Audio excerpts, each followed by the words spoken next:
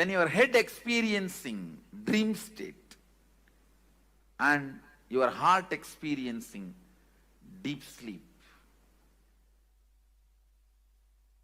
you can perceive this experience. When you dream and just fall asleep without even, you will dream something and you will fall asleep without waking up. Again you will dream something, you will fall asleep. Maybe third time or fourth time when you dream only you will wake up. How many of you have experienced this? When you wake up, you all the 3-4 dreams. That is what this state, the Sushupti and Swapna. Then Sushupti and Jakrat.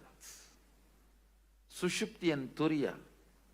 Sushupti and Turiyatita. Understand that horizontal line is line of logic, mind. What is your strategy? See, one part of you constantly strategizes about your future, your life, logically goes on analyzing right, wrong, how to get the maximum out of everything. That line of head, logic line. And the other part, heart, emotion. Even the word heart may not be right word, because somehow unfortunately you have that very good idea about heart. I will develop some other word. The crying child, the immature child inside you, which goes on throwing tantrum. Whatever your father says is wrong.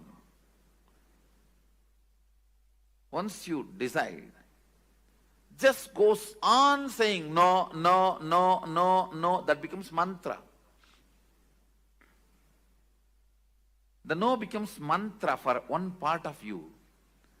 A complete frustration about everything. Anything which can be seen and which can't be seen. People get frustrated because they can't see Sadashiva.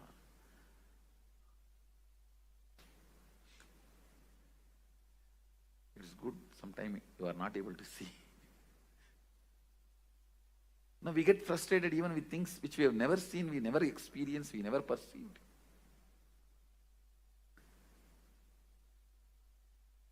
The tantrum throwing child. So better I will use the word TC, tantrum child. The tantrum child is the vertical line. The tantrum child in you is the vertical line, and logical, strategizing mind, that is the horizontal line. Both of you go through, please understand, some of you are small family inside, some of you are joint families inside, some of you are apartment complex inside. Please understand, do not believe you are one person. If you think you are one person, even you will not be able to answer many of your questions about your own self. How many of you feel there are many things which you are not able to answer about you? Then how will anybody else find the answer? That is why if somebody questions you too much, you get angry about them. Or even I don't know, how can I explain to you? How many of you feel many times even you are not able to handle yourself? Raise your hand. That is what I mean, exactly the tantrum throwing child. Just saying no, no. I will face whatever it may be. Whatever comes, I'll face. But when it actually comes, you will not be able to face that. Now, how many of you do? Listen carefully. Clearly, you take a very stupid decision with the thought current. When it comes, I will face. Whatever, come what may. And when it comes, you will collapse, you will not face. How many of you? That is what I am calling tantrum throwing child. Just saying no. Does not bother even about you getting lost something. You just want to collapse, destroy everything. Even if I die, that is okay. Let me destroy the world and die. Let me pull the whole thing down and die. The tantrum throwing child experiences different state, and the logic, strategizing logic, which constantly plans for your life, that personality experiences different state of consciousness. That is why you go through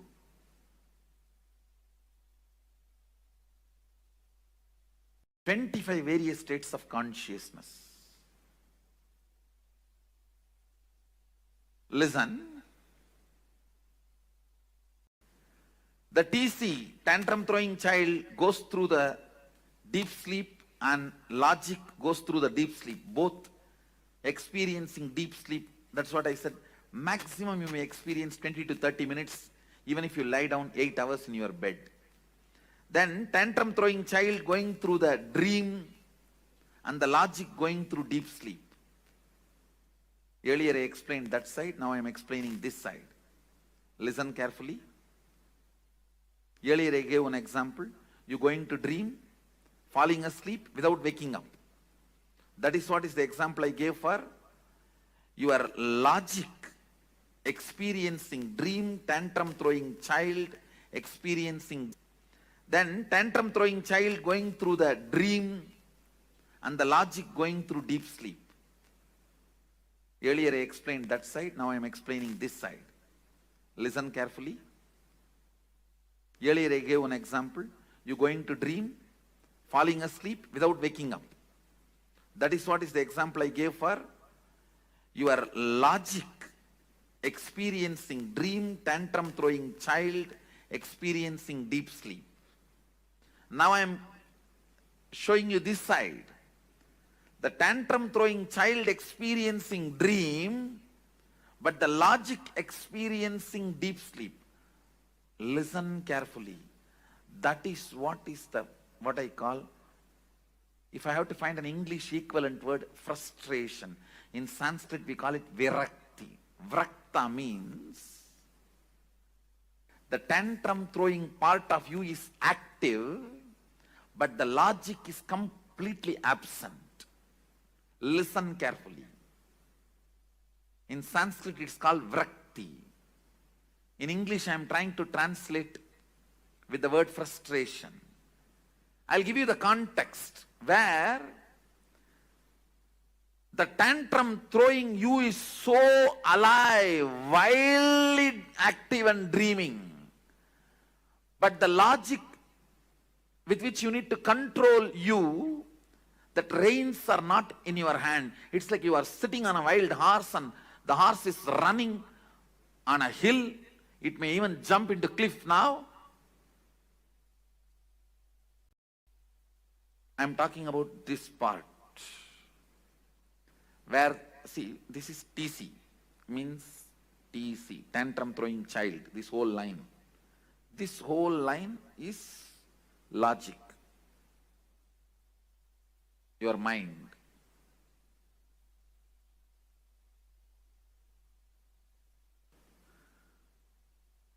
I'm talking about this state. The tantrum throwing child experiencing swapna, dream, wild, going literally wild. And your logic, which is supposed to control, put a rein, is sleeping. It's like you are sitting on a wild horse and you are not able to control the wild horse. It is running. It may jump anytime off the cliff. All the decisions you take in frustration, please understand, all decisions you take in frustration will destroy you. Even if you think it is good decision, I tell you, do not do permanent damage to you because of your temporary sadness. Just don't take decisions when you know you are frustrated. Whenever you know your tantrum to child is wildly active and your logic with which you need to control your perception is absent, don't decide.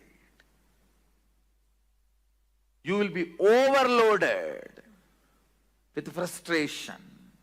Don't decide. How many of you understand you went through this in your life? How many of you are able to catch what I am describing? Please raise your hand. Next. The tantrum throwing child is in waking state, but your logic is in deep sleep. It means you are not frustrated, you are very destructive. Understand? Very consciously you agree for destruction. You agree for the kind of a tantrum throwing lifestyle. You agree to be in denial. What can I do? That's all. Very consciously you wind up. You withdraw. I may use the word self-denial for this state. The state now I am circling. The state now I have circled, I'll call that as self-denial, where the tantrum throwing child is awake. I should use the word wake up. It's in a waking state. But your logic, the strategizing mind, the strategizing component of you is completely asleep. The next, the tantrum throwing child entering into Turiya,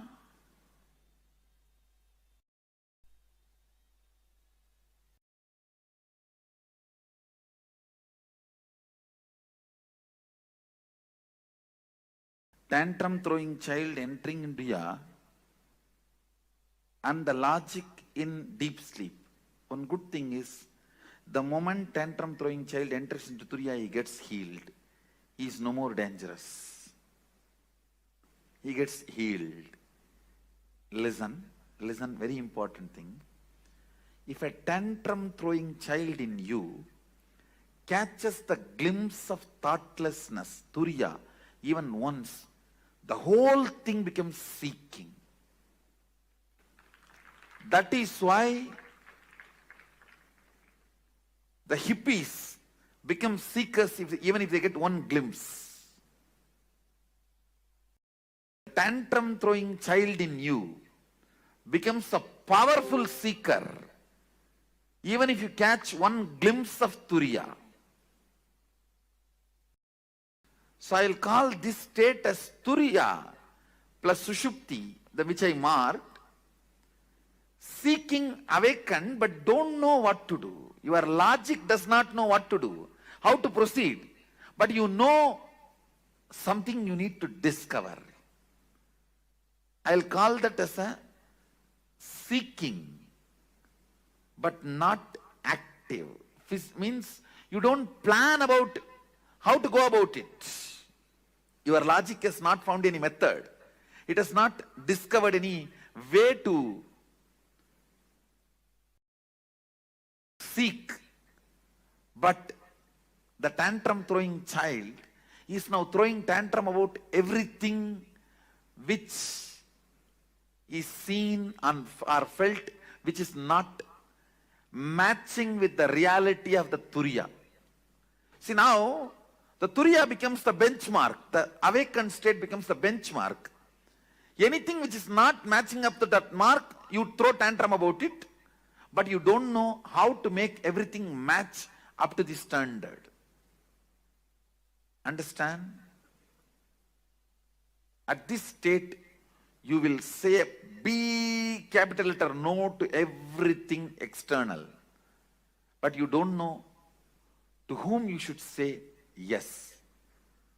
You only know to say no to everything, but you don't know to whom you should say yes. How many of you think you got this? But you don't know to whom you should say yes.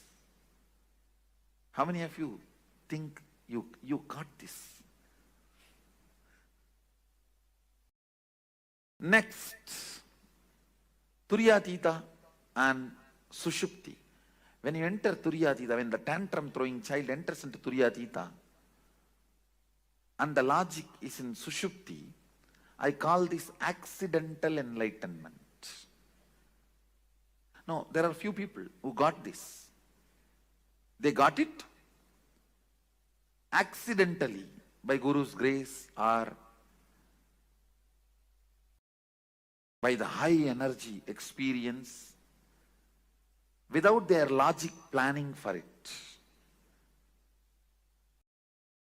This J. Krishnamurti. J. Krishnamurti actually had a glimpse, but accidentally. The next,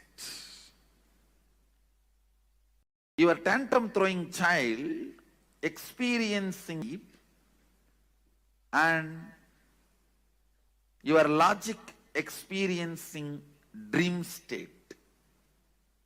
Understand? This is very interesting. Just now I explained. Where you dream, but go back to the deep sleep, again dream, and go back to deep sleep. You need to know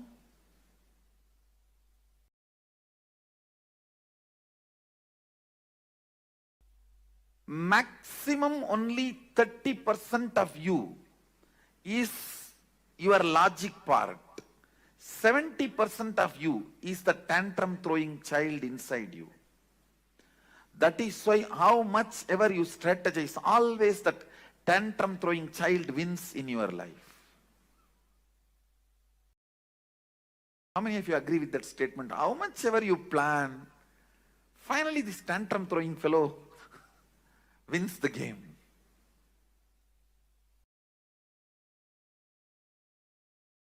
Even if your logic, for example,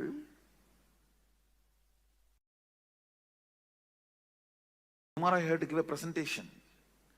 Your logic is planning for your presentation even in your dream. But the tantrum throwing child pulls you back from the dream to deep sleep state. That is what I will call this Sushupti Swapna, what I marked.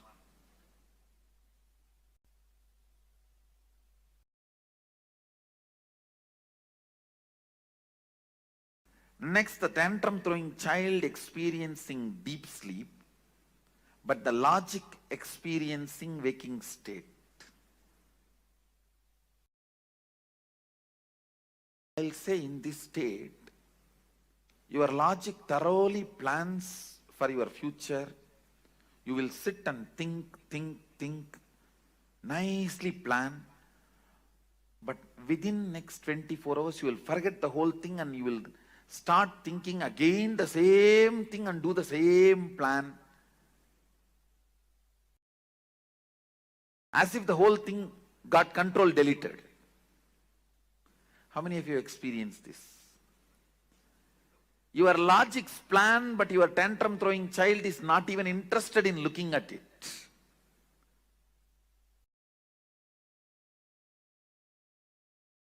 That is what this state, where 70% of you are sleeping and 30% of you is strategizing. It's like 70% of you boycott that meeting. How can any corporate meeting be successful if 70% is boycotting?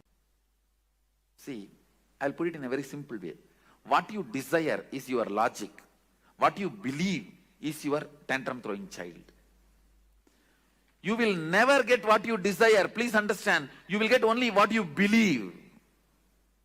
You desire always to have wealth, but you believe you will never going to get it.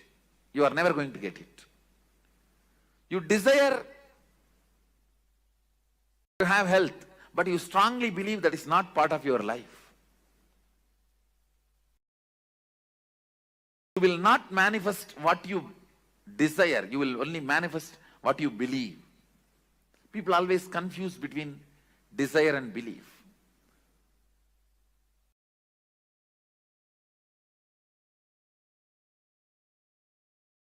Your desire is your logic, your strategy, your future plan. Your tantrum throwing child is what you believe as you. I think now it's too clear. How many of you are catching what I am saying, this statement? Understand, next, your tantrum throwing child is in deep sleep, but your logic is in Turiya. During these moments only you get the Darshan, vision of gods, goddesses, Guru. It goes away. It doesn't stay permanently, because anything only if your tantrum throwing child also cooperates only stays with you. For example, if your tantrum throwing child means the TC, if he enters into Turiya, and your logic is in Sushupti, which I circled now, at that state, if you get any experience of God, Guru, Darshan, it stays with you permanently, because 70% receives it. But this state, anything you get will not be permanent. It will not stay with you. It doesn't stay with you. In both states you get, but this, only if your tantrum throwing child enters into Turiya and you experience something, it becomes permanent. Means your belief enters into that state, not your desire. When your desire enters, your belief will pull you back. Ramakrishna gives a very beautiful example. All his examples are completely from Bengali villages, because he lived his whole life in Dakshineswar, which was a village in those days, and he was born in Kamarpukur, which is a remote village. He gives a very beautiful example. These boys will catch the mungus. Am I right? The pronunciation? Mangus or mungus? How you pronounce? Whatever. The boys, when they play in the paddy fields, they catch the mungus. If they catch more than 5, 6, they can't keep them under control. So they will tie a rope in their tail and put a brick in the other end and leave them to go for further hunting. These fellows, they will enter into their home, which is like a dug below the ground. Even if they enter and hide in their nets, in their holes, the boys will come and just brick and pull the rope. They will come out, they will carry them. Just like the mongoose, in whose tail the rope is tied with a brick, can never hide, can never rest in his hole. If your belief is holding you back, just your desire cannot take you anywhere. Because the belief is a rope and brick. It will just pull you out. Listen, here, your belief is in deep sleep, only your desire experiences higher awareness. Then it doesn't stay permanently. If your desire, even if your desire is in deep sleep, if your belief enters into the higher consciousness, you don't lose it. Next, the tantrum throwing child in Sushupti, and you enter into Turiya. The logic enters into Turiya. Again, this state also will not be permanent.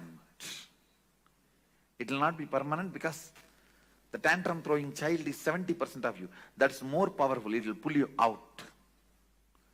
but very good introduction, because with your logic, deep seeking, sometimes you catch the glimpse of unclutching. You caught the glimpse of unclutching, but you lost it. How many of you have that experience? This is the state you experienced. The state I have circled now, that's the state you experienced. If unclutching comes by your desire, not by belief. Bhava, your belief, not by desire. Understand? Unclutching comes by your desire, logical seeking.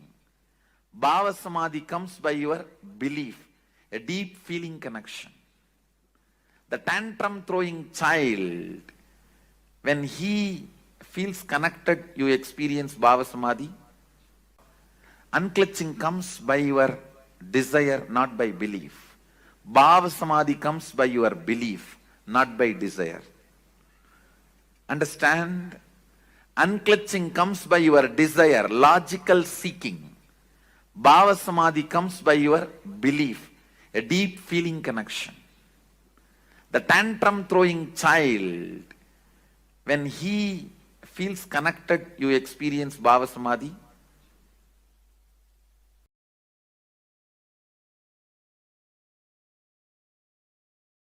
I think now many are experiencing Bhava Samadhi. I am seeing many faces. Already experienced. I think I am experientially putting you in Sushupti. I am experientially showing you Sushupti.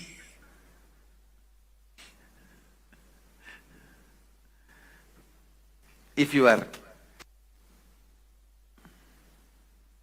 belief is in deep sleep and desire is in Turyatita, that's the state I have circled. You do catch Satori, but which does not stay back. It doesn't stay back. It goes away. But if your belief catches Turyatita, desire is not cooperating. That is, say, this state. Belief means tantrum throwing child is catching Turyatita, but your desire, logic, is in deep sleep, Sushupti. It's not cooperating. This will become permanent, but this will not be permanent. If you achieve this, you will always lose. Achieving this is very easy, but you will lose it. Achieving this needs little practice, but you will not lose it.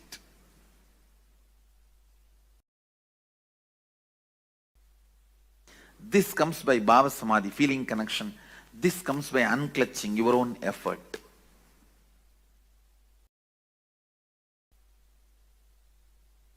If both happens, that is what. If both happens, that is what is called Turyatita. I'll just make few statements. Few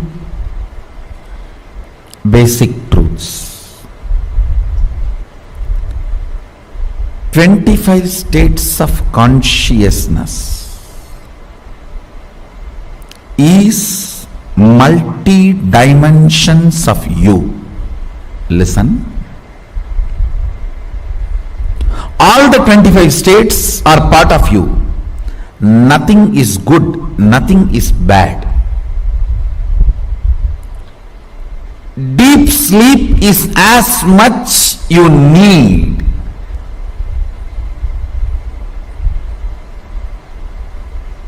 Please listen.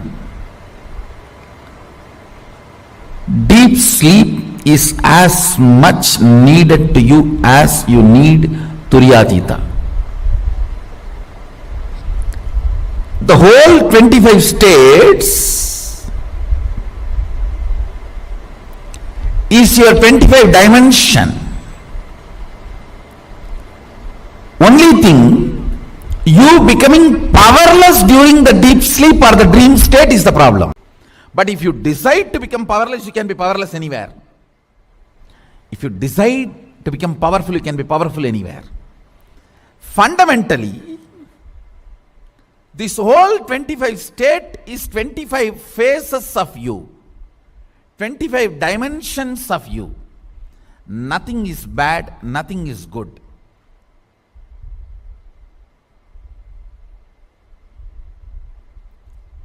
Because many times you become powerless in dream state, it looks like a bad.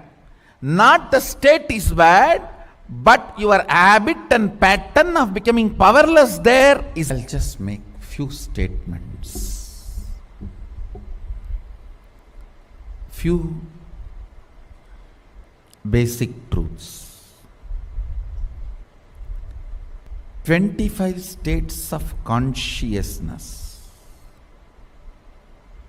is multi-dimensions of you. Listen. All the 25 states are part of you. Nothing is good, nothing is bad. Deep sleep is as much you need.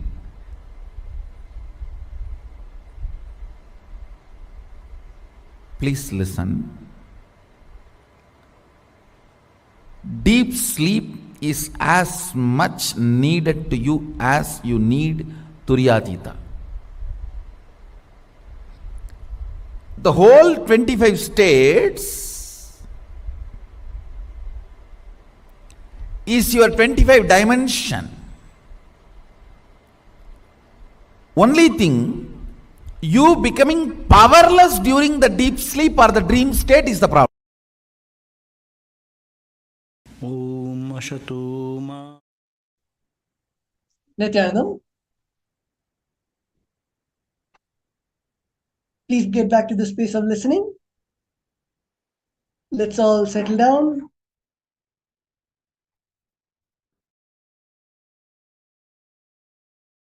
By our beloved Swamiji, the Supreme Pontiff of Hinduism, about the 25 states of consciousness and how we can evolve our consciousness to continuously jump through the various states of consciousness to the higher states of consciousness.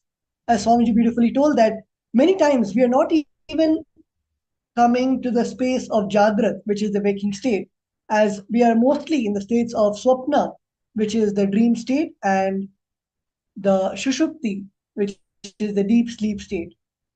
The more and more that we raise our states of consciousness, the more and more we go towards the Turyatita, which is the space of Bhagavan Paramashiva himself. So, a few moments to write down our understandings which you received from this session. It can even be that you thought that you should no more be in a sleepy state throughout the day, and you should do things which keep you active, which keep you energized, and make sure that you are alive throughout the day. Or it can even be the revelation that you feel that whenever you are in the lower states of consciousness, you feel the laziness, boredom, and which is not really helping your inner space to grow or for you to have a breakthrough in any aspect of your life. So whatever cognitions you have, please put them in the powerful cognitions. You can put it in the chat, and we'll be happy to read out and help you to internalize more of your understandings. So let's begin. Any cognition that you feel that you thought about, you can put it in the chat. It can be a small or a big revelation, a click that you got about the way that you need to continue about your day. So any cognition that you received, please put it in the chat. Let's begin the internalization exercise.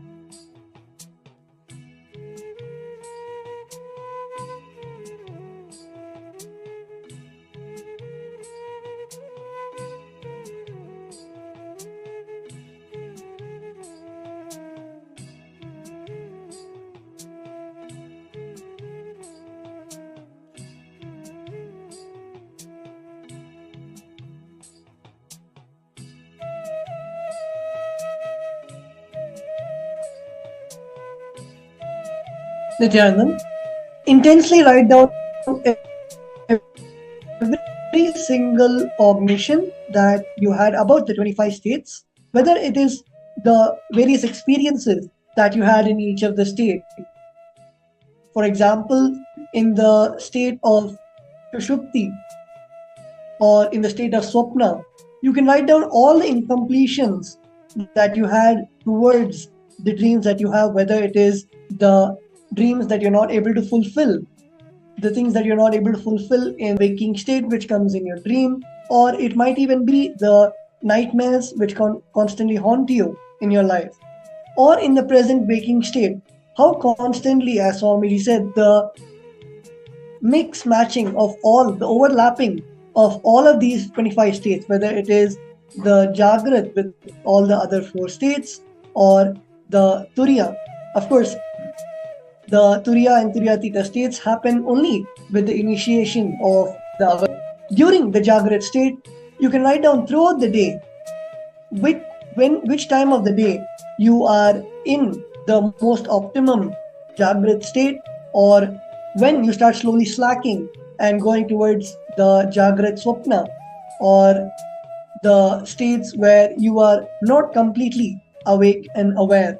As Swamiji explained clearly, the overlapping of each state, and it is not just one; it is a constant mix of the states. So let us clearly analyze our whole day and write down when throughout the day, when are the moments that you are in the Jagrat, when are the moments that you start falling into Jagrat Swapna and the lower states of consciousness. Let's continue.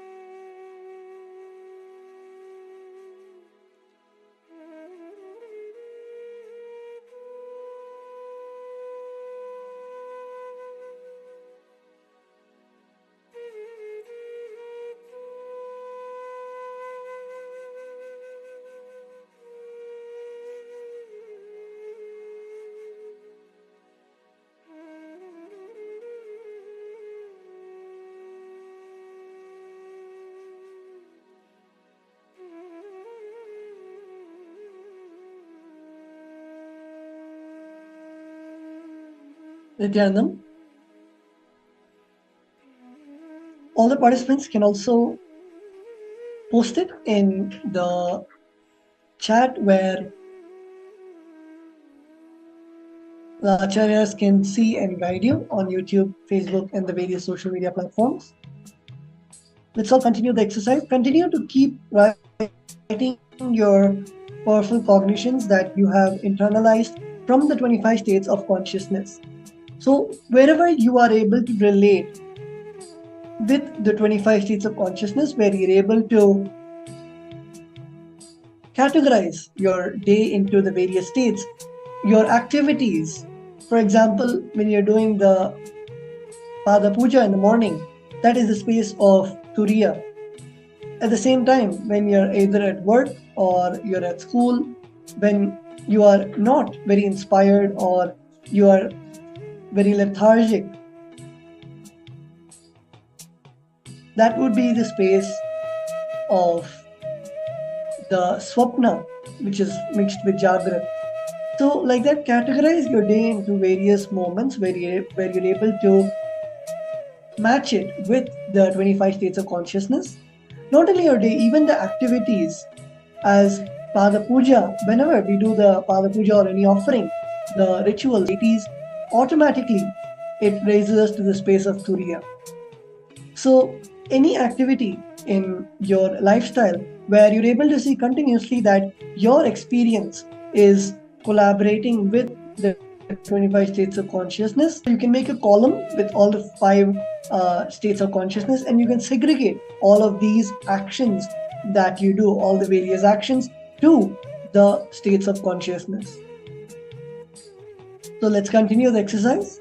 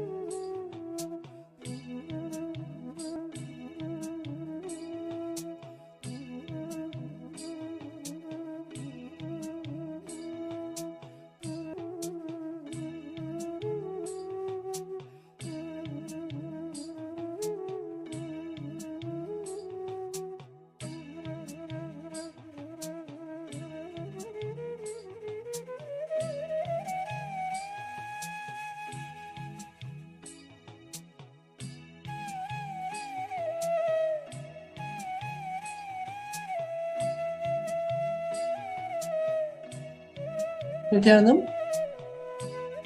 So with that,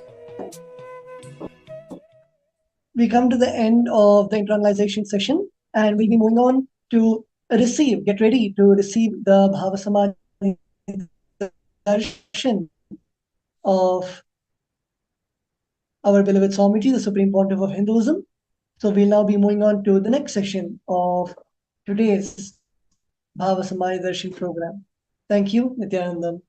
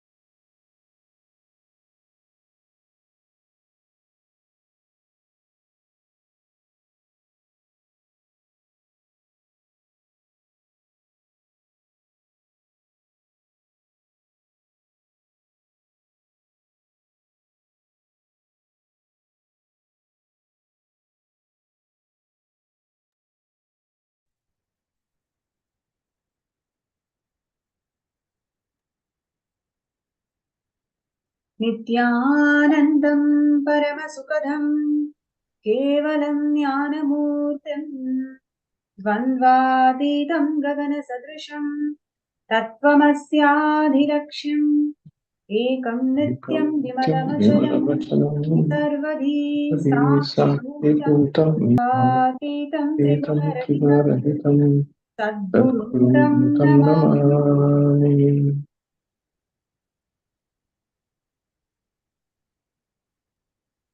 Nithyanandam, I welcome all the viewers and participants joining with us in more than 175 countries for this segment and the Bhava Samadhi Darshan of Mahasadashiva, manifesting through the Nijavatara, the Supreme Pontiff of Hinduism, Bhagavan Nithyananda Paramashivam. And this segment is going to be very interesting to all of you, where we are going to learn how we are disconnected ideologically from our own roots, and how systematically we have been disconnected from our own roots, and how Swamiji, the Supreme Pontiff of Hinduism, has revived the glory of Sanatana Hindu Dharma to its origin and authenticity. And it's going to be a really informative and educational segment. I would like to request all the participants and viewers to be as interactive as possible. Wherever you feel you want to make a comment or make a suggestion, or if you have something more to add to it, please feel free to add. And joining with me today in the segment is Srinithy Amritanandaya. Nithyananda. Yes, great. And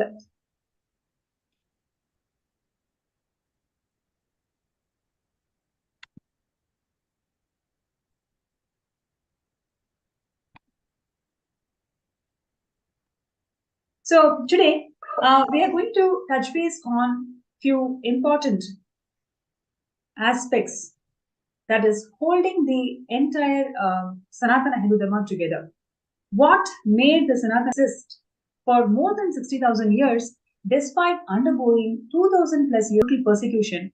What is that skeleton system that is the secret for this great civilization? It's cultural legitimacy, cultural components of the Sanatana Hindu, extremely important for its growth, for its stability, and how it is able to survive for more than 60,000 years.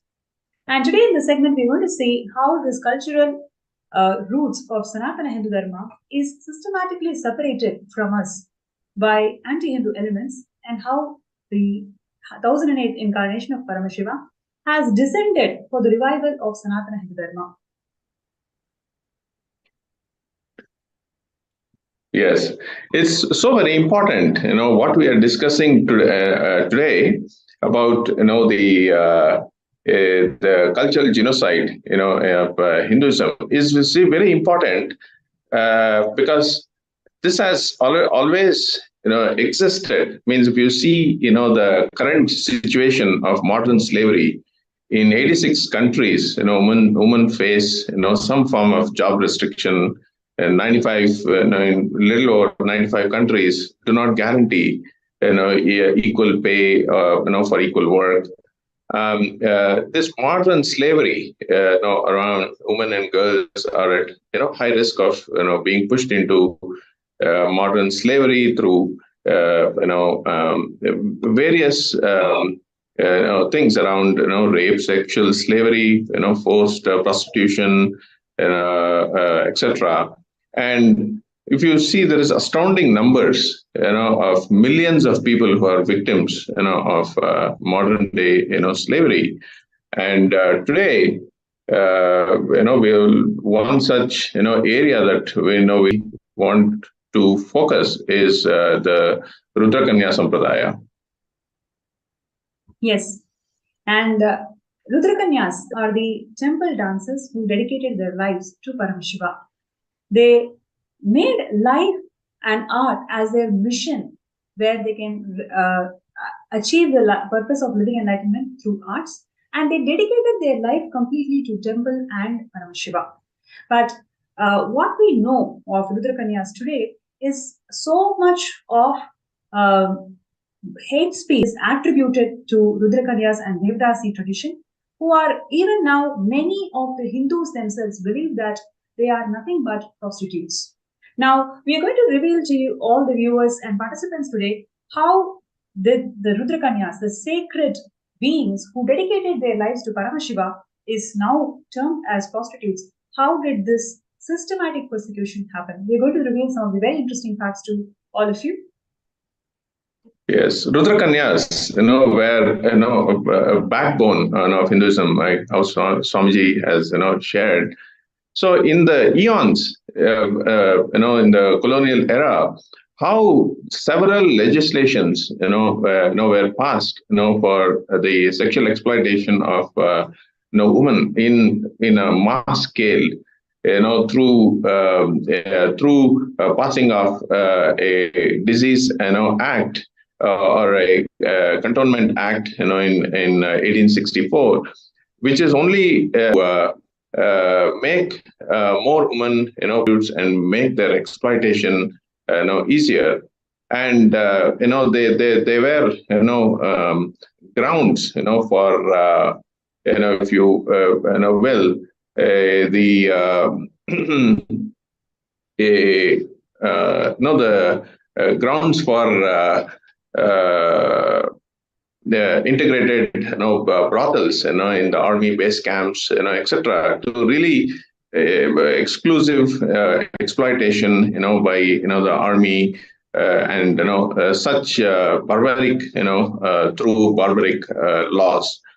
And it's so if you really see any of the laws at that time, it only promoted more of trafficking and prostitution and these Cantonment Act in 1895 around that time was severely criticized in Europe by the prostitution industry which the colonial government created.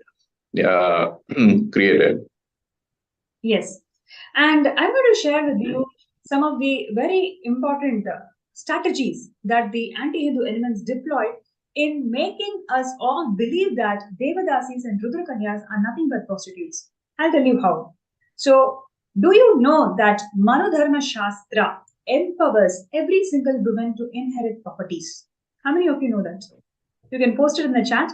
If you ever know that Manodharma Shastra, which is actually known for discriminating women, that scripture actually has empowered the woman to inherit properties. How many of you know that? You can post that in the chat.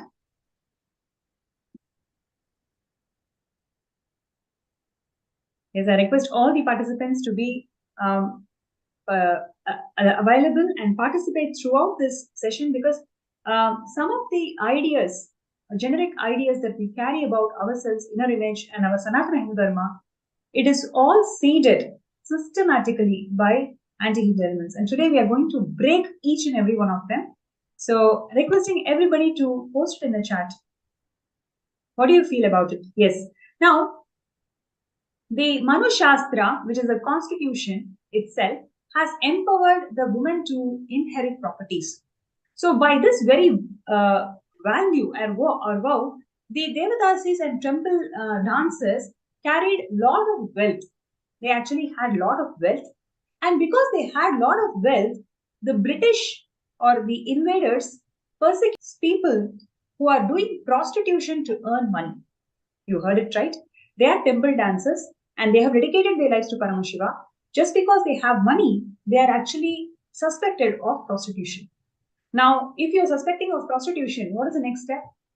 You actually condemn prostitution, right? You actually have to frame laws that should stop prostitution. But you wouldn't go and deny the community itself.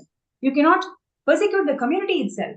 Even if your basis, if your claim is about stopping prostitution in the community, then your laws should be condemning the prostitution, not the culture, right? So, but that is exactly what they did. By telling a lie again and again and again, you start believing psychologically that it may be true. So they started lying that the Devadasis tradition is all about sexual exploitation and they are working to end this sexual exploitation. They repeated this lie over and over and over again in a way that we all believe the word Devadasis is something so not for me, so foreign for me, because I don't want to associate with that. This is how every single Hindu talks today. It's because of the ideological and cultural persecution that we have gone through. Devadasis possessed all this wealth by their own virtue, by their own rights. So what the invaders did was they passed a private act condemning the entire Devadasi tradition. Devadasi tradition has got nothing to do with the prostitution. If you want to end prostitution in the community, then pass laws that would end prostitution in the community, not the tradition itself. Right? So this is how they actually lied about the Devadasis in a systematic way and made us all really believe that Devadasis are nothing but sex slaves. And here, these anti-Hindu great people are here to save and protect these women. But in fact, they are the ones who are subjecting these women into defamation. And the defamation did not end with their lifetime. Till now, more than 2 centuries, they still carry the label that they are nothing but sex workers. Yes. So really, the colonial invaders hated the Devdasis and the Rudrakanyas who were celibate female monks, brahmacharinis who administered temples, temple rituals. They took part in arts, in various festivals. They had a always, the rumors spread against, Devadasis, calling them as, the sex idol, sex workers, and, making several allegations and several legislations, to ban, the spiritual tradition. And this is how the whole Rudrakanya tradition, was destroyed, claiming it as anti-woman, empowerment. And literally stopped them from going to the temples, worshipping, becoming temple priests, and even administrators. And it's everything was lost from that point in time, and even now it continues. And now the Supreme Pontiff of Hinduism, Swamiji, is really empowering, the women to be leaders in the Sangha, in, administrators, in different ministries, taking up different responsibilities, roles, really reviving this, tradition, in a very big way, and women centered around, women empowerment.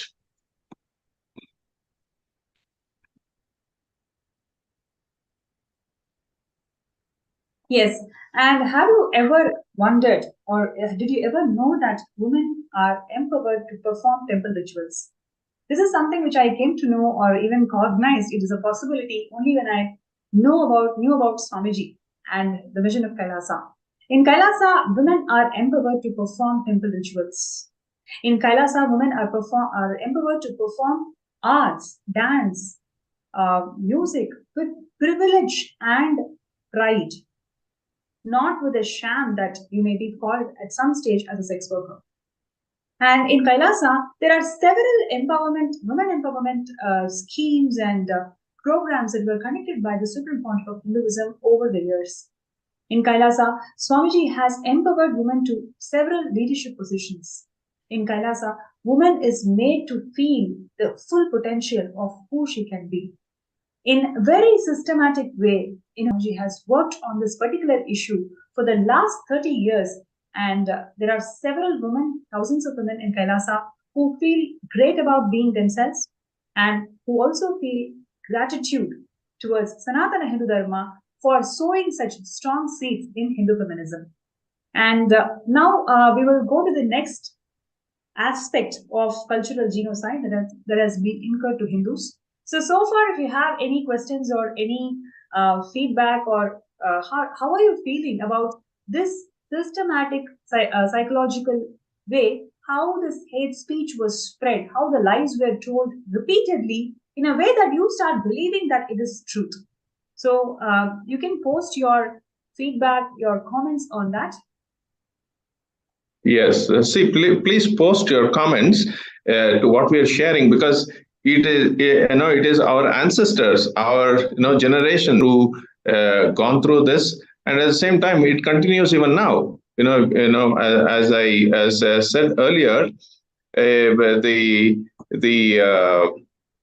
modern slavery still continues.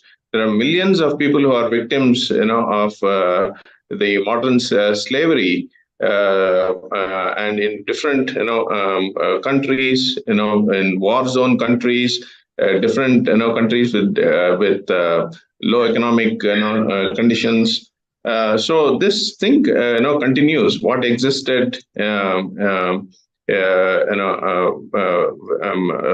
hundreds of years ago, it still continues. It is important for us to have a turnaround, to change this, shift this, and that's where Kailasa and Supreme Pontiff, Swamiji is really reviving the Rudrakanya tradition through and also through different women empowerment programs and many such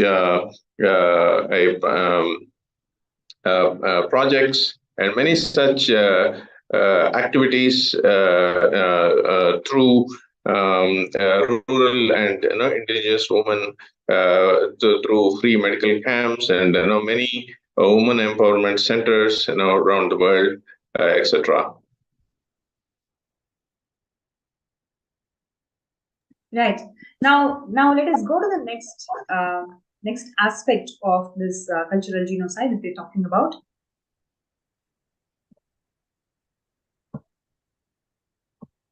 Yes, intellectual terrorism that was incurred to Shaiva Sampradaya. How many of you know that Kashmiri Saivites are the world's most intellectually capable people of giving you breakthroughs in every field that the modern science is looking for?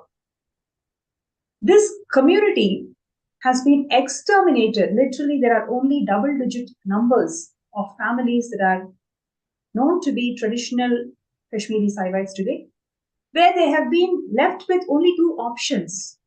You can either convert yourself to a different religion or you have to displace yourself. That's it. You're being just given two options. Either you can convert yourself to a different religion or you have to displace yourself from where you belong to.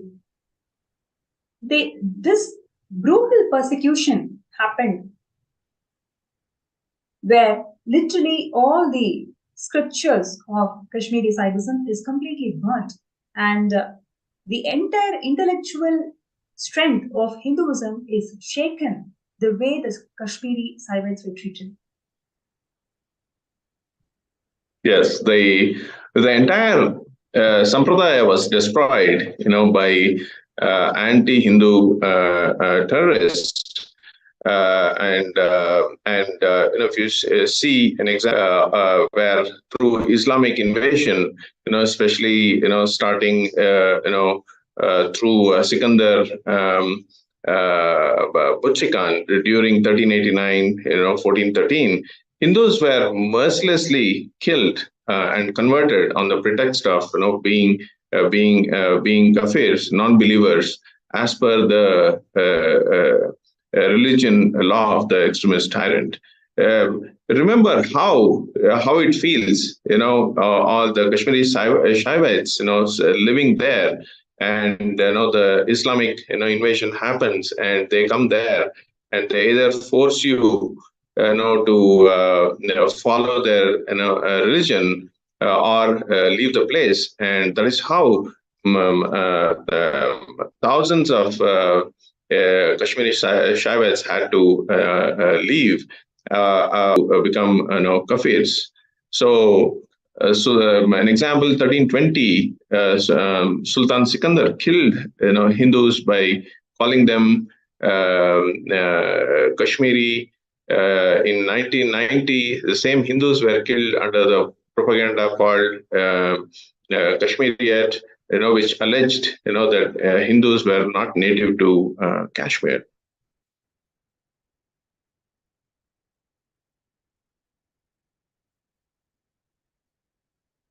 Yes. So the technique or the strategy that these anti-Hindu elements deployed was something called kafir. Kafir means you're a non-believer, right? I'm going to give you all a scenario. Imagine you're staying in your ancestral property, and this property, let's say it belongs to your ancestors, and let's say it belongs to your family for more than 200, 300 years. Let's say 3-4 generations of people in your family have been living and residing in that property. And someday, some robber, he enters into this property, he thrashes all of you and then says, you don't believe what I believe in, so therefore this property belongs to me and you must get out. How do you feel about it? That is exactly what has happened to Kashmiri Saivats. Because they don't believe in the religion that these anti-Hindu elements wanted them to believe, they have been given only one choice. Either you change your religion or you can move out, you can be displaced. So this Hindu Jnanalaya, because of Swamiji's persistent vision and efforts, today Kailasa's Jnanalaya is the houses world's largest collection of Kashmiri Saivism texts. You heard it right. Whatever Kashmiri Saivism text that is remaining today after the brutal persecution that the community has faced, Kailasa is the houses the world's largest collection. And it is not only housing the largest collection, it is sharing it with the world for free and making the whole science user-friendly, making it available for the entire humanity. That is the most important contribution that Swamiji has been doing for more than 30 years, for 30 years now. So the ideological persecution that we went through, now the intellectual persecution that we went through, in every single level, Hindus have been targeted, and you can see the clear start of revival happening in the last 30 years because of the persistent efforts of Swamiji, where he never compromised in anything when it comes to revival of Hinduism. Yes, actually, a couple of more, horrific, incidents about, the genocide, in Kashmir, around in Mirpur, so many thousands of people were abducted and, raped, and also in Rajouri, where 30,000 Hindus and Sikhs were reportedly killed, wounded, abducted. So such was the state of merciless killing and mass rapes and etc. and extensive killing that happened, and still. Still, if you see today, we hear about the Kashmiri Pandits, being killed, and still, there is that still it's happening, today, in that region.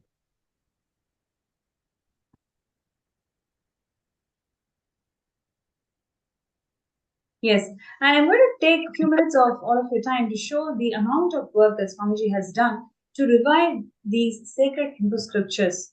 About $640 million have been spent on reviving, preserving, and making these Hindu scriptures user-friendly. Today, Kailasa's Nithyananda Hindu Jnanalaya is the world's largest library pertaining to Hindu scriptures. And not only that, it's all about collecting, preserving, making it digital, making it available to one and all, and ensuring that the entire ecosystem, especially the 21 Hindu kingdoms that Swamiji is the Guru Mahasanidhanam, where all these Hindu sciences are revived and made it as user-friendly. Yes, the Kailasa's National Archive, initiative, is something, is very important, for generations. This revival, on the ancient palm scripts, and the digitization of Hindu manuscripts that will be available, for generations, to come. And it is important, to understand what has happened to us, so we can change, the future to from what it is now.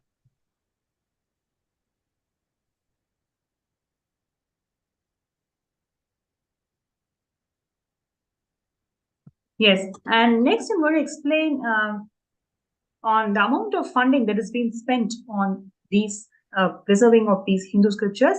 Yes, so towards the collection, conservation, digitization of Hindu manuscripts, about $640.5 million Hindu scriptures, $1 million were spent. You can see in this, mostly it was all about importing and assembling of Vedic mandates. That itself took about 600 million, and the rest of the funding went into facilitation, physical and digital archival, digitization, and conservation of all of these Vedic mandates.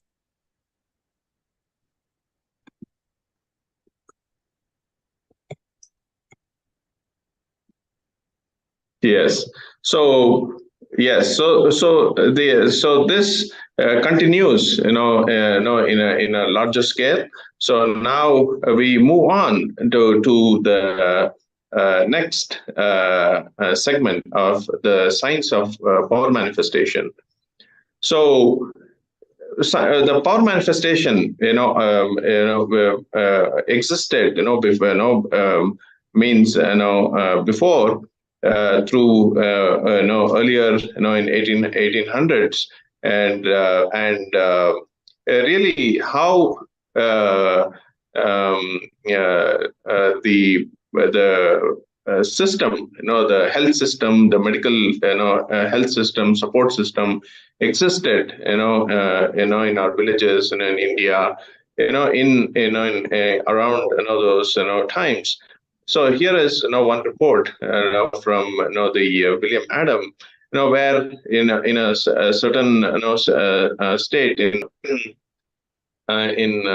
Thana, in around 1 lakh, people, that we had, around 300 women midwives, to means one midwife, for every 400, people to be available, to offer, medical support. And one such, great story means was from Sulagati Narasamma, from who was one of the auxiliary nurse midwife. She, for 70 years, she performed more than 15,000 traditional deliveries free of charge. Can you believe this? Free of charge, 15,000 traditional deliveries free of charge for 70 years. And she used power manifestation in the medical field. So born in Krishnapuri in Tumkur, she was a power manifester. She was able to detect, the pulse of, the fetus while in the womb without, the use of any instruments. A staunch devotee of Bhagavan Krishna. She was known to connect with him in his form as Bhagavan Dhanvantari and manifest this power. So she could very easily detect, the position of, the baby in the womb. So this is such an amazing testimony of the health system, the support system, we had, and at those times. And it was gradually destroyed, over hundreds of years. And what I would also like to add is, you can clearly see the robustness that the Hindu health systems had, and especially the number of people that was deployed. I mean, the stats are something astounding, because every 500 women has one midwife assigned to them. It is such a powerful health system that was developed in a very organic manner because of the social structure, the strength of the social structure that Sanatana Hindu Dharma carried. But because of this constant anti-Hindu brainwashing propaganda, we always believe that Hindu health system is all about superficial superstitions, is what we all believe. That's because of the constant brainwashing that we have been subjected to. And today, if you see, what is our state now? We are still not able to find a solution for the pandemic. On the other hand, the Supreme Pontiff of Hinduism, Swamiji, has made sure that every single Kailasa around the world had 0 deaths or 0 infections during the COVID. You heard it right. 0 deaths, 0 infections in all the Kailasas around the world because of the traditional healthcare that Swamiji had provided as per Vedas and Agamas, and this entire science that Swamiji has provided and made this community experience 0 death and 0 infections is something that the United Nations have recognized and published in the report. Yes. So this is the life that we will be getting in Kailasa, where you have the best healthcare facilities, and it is these everything is rooted in Vedas and Agamas, and you are empowered intellectually through all these scriptures of Shaiva Sampradaya, and you are able to experience and express your complete creativity. Yes. So the next we're going to talk about is Ramanujam. From 1887 through 1920. The how the mathematical in the area of mathematics, in the length dimension, given any mathematics, he could answer without actually needing to solve the problem. And many such equations, many such formulas, many such signs that he Ramanujam used the power of third eye, the length dimension, to solve many problems and give solutions to the current humanity.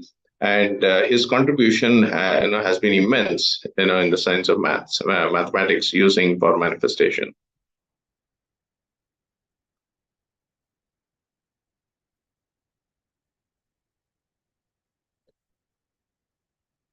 So really, if you actually see many complex mathematical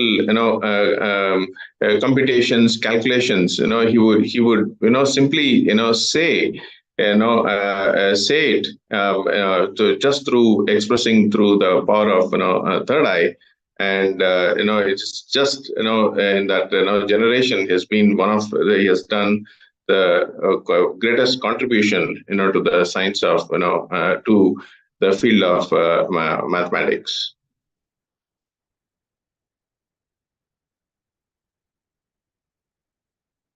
So the next we will continue also is to talk about the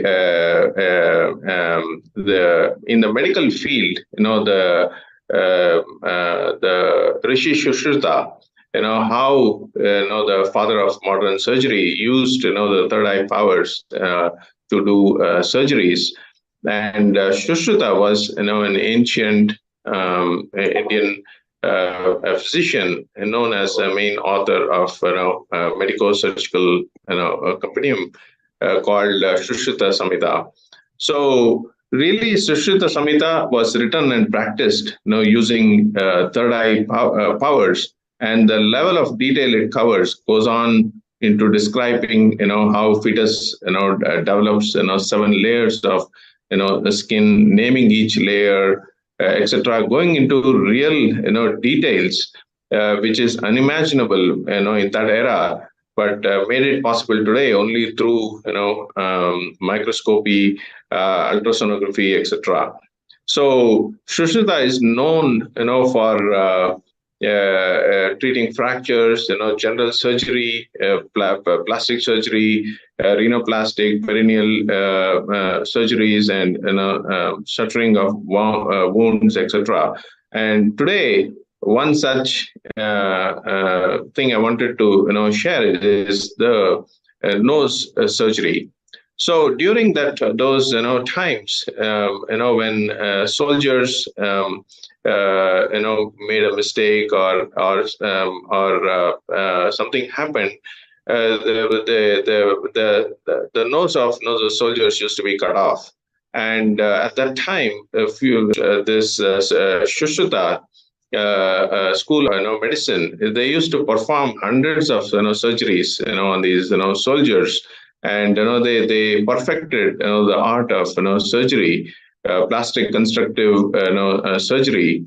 And even today, the science, the technology, what was done during that time, even today it's followed by the leading medicinal schools like Princeton. And many papers, medical research papers, have been written around this. So it's a major contribution has been done a little over 9,000 years, old, science through the Shushita school of medicine.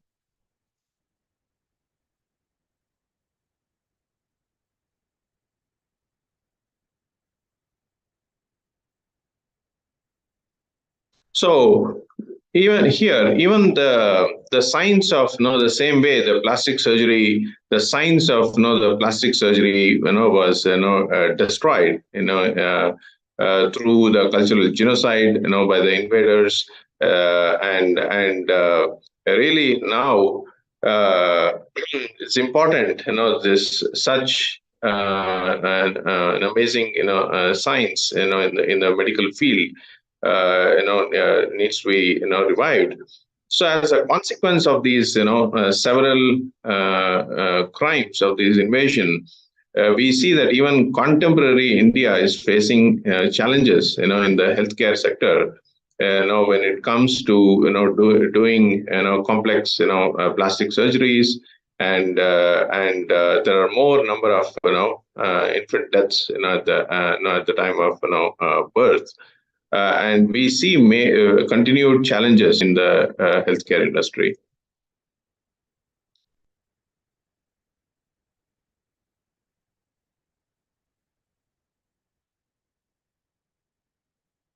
So Kailasa has initiatives, really providing an extraordinary, healthcare, reviving, this department of healthcare, by making leadership opportunities, engaging different platforms, making things available for disabled individuals, and also in using the power of third eye, making it available to the Blinds Initiative.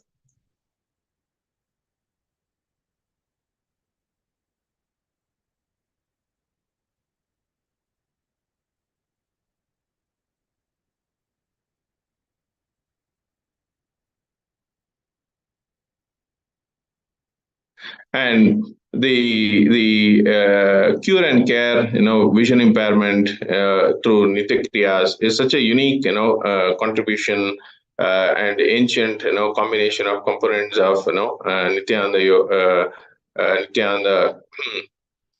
yoga, which includes different asanas, kumbhakas. So Swamiji is really reviving all of these authentic kriyas, yogas through in a very authentic way to be able to revive and contribute to the current problems.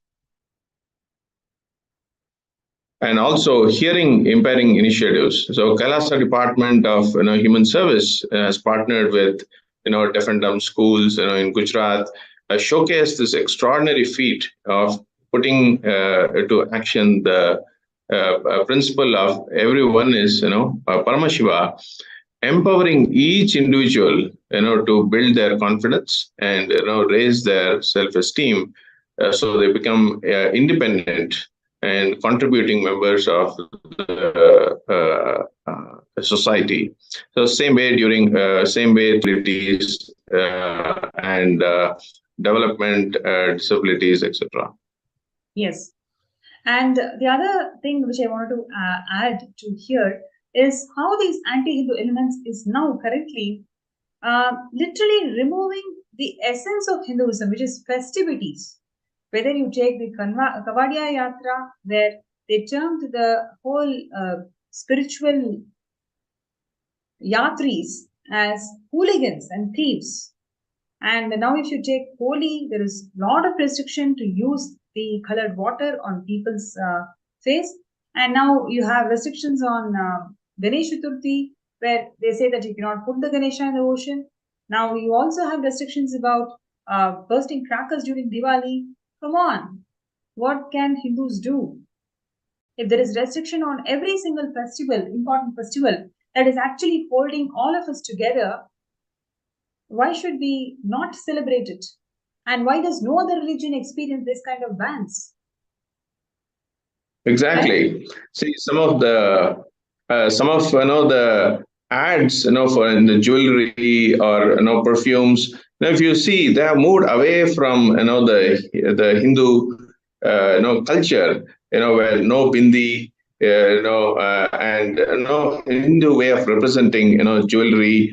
Same way, the Hindu sentiments, religious Hindu sentiments, are heard. I see many articles, say Indian festivals poison waterways. Similarly, there's an article that says Ganesh Chaturthi, Indian toxic festival. So it is such religious sentiments of Hindus are being heard, but at the same time, continuously telling this and weakening our backbone, and trying to break our tradition, and trying to break our tradition. Similarly, pollution happening in river Ganga. So these are some of the examples. Continuously, the anti-Hindu elements try to portray, give a false agenda, false narrative on this. Yes. So what Swamiji has done is, in fact, Swamiji holds the Asia Book of Records for making 13 Brahmotsavams in a year celebrated by a single Hindu temple. 13 Brahmotsavams, which means practically it is like more than 320 days in a year will be celebrated as a festival. So it is like something phenomenal what Swamiji has done. And it is not in just one temple. Swamiji has guided and evolved more than 50 temples around the world.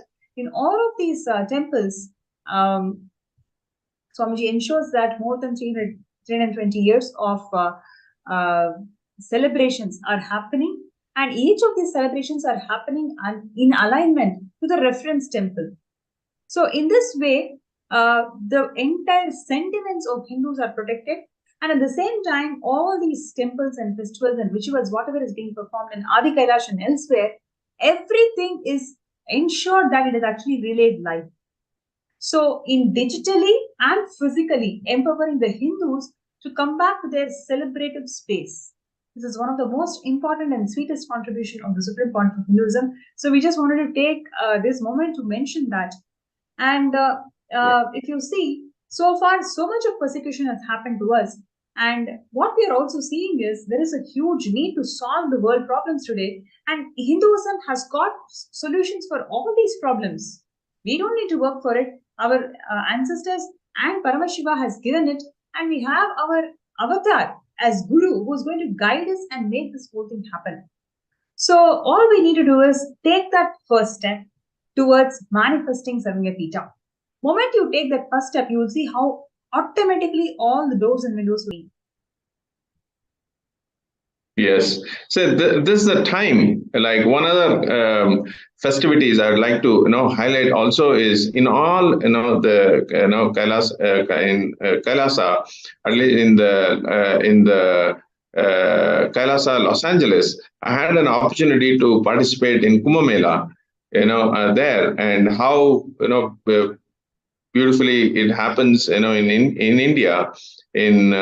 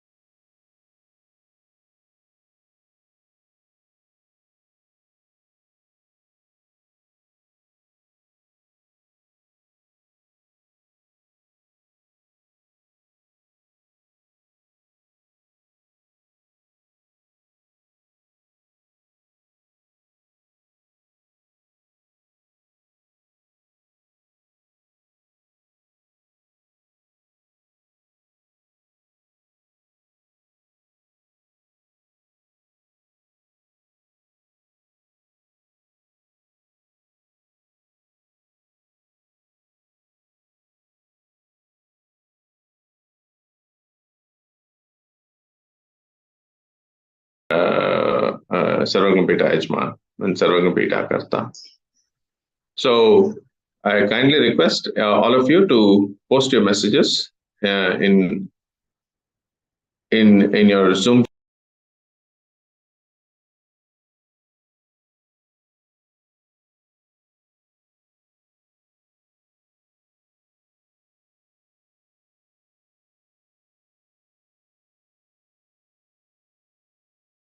So here is the link, sksjp.org/contribute. So in the meanwhile, we'll just give you a few minutes, and we will have a short scanning session for the participants.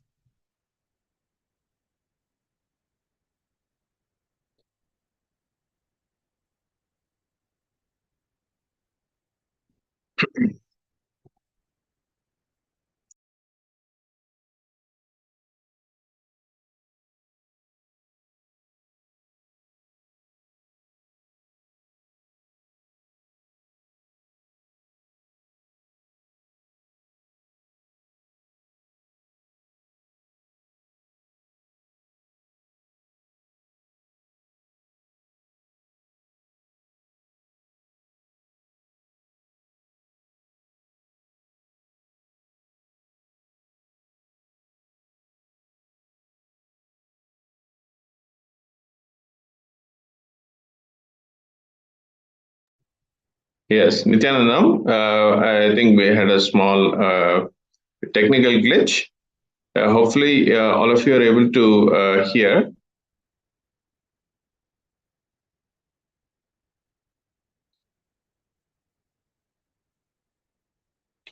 Yes, if you're able to,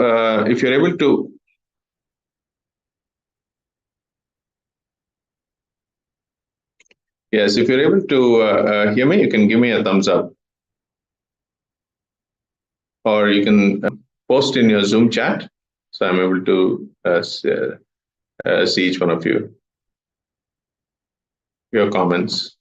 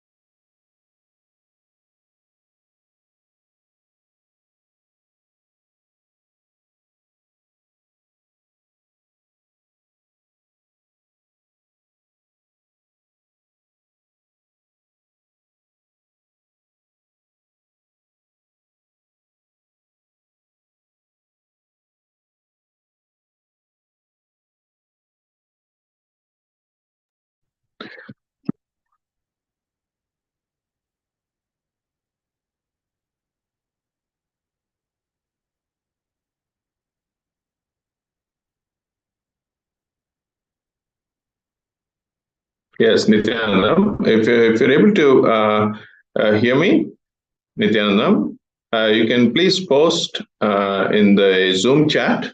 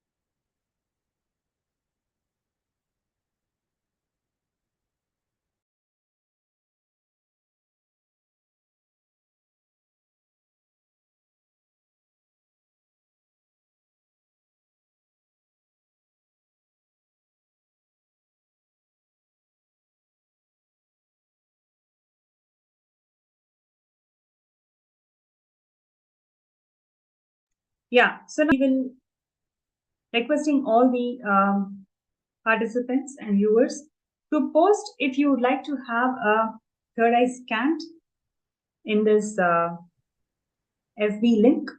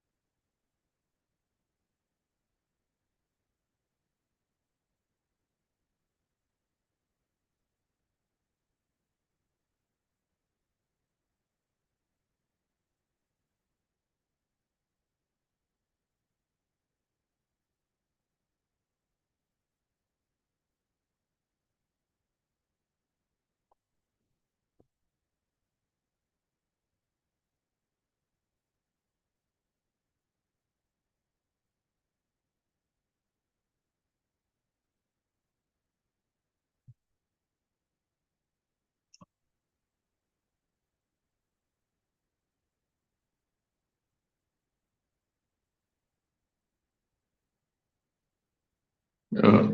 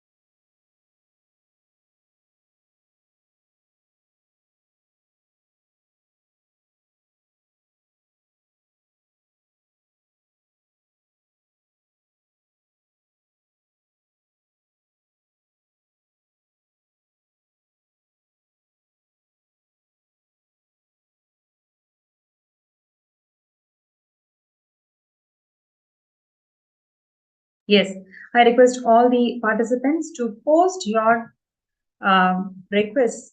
Like if you would like to get scanned, you can post that in this Facebook group. So please go to SPH Nithyananda Paramashivam page and you can post that in the group.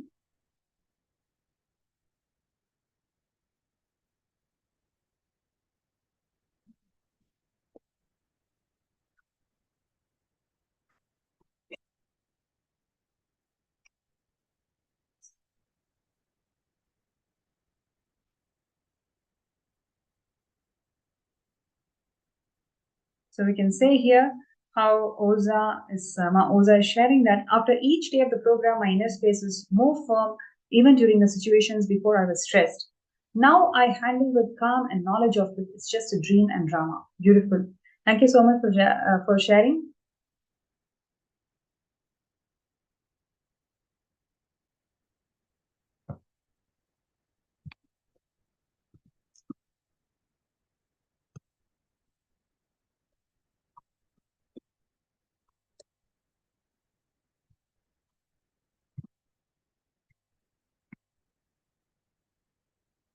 Right. And I request all the participants to kindly post if you would like to get scanned in the Facebook page event.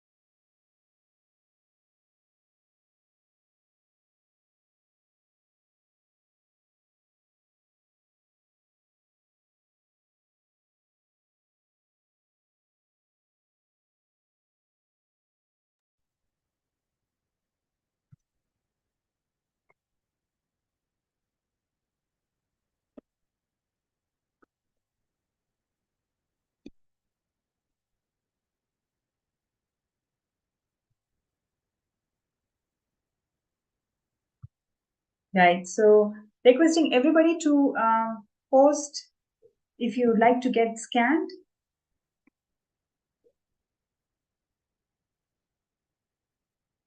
So participants in the Zoom room, if your chat window is disabled, you can come to Facebook and post your request to get scanned in the Facebook event page.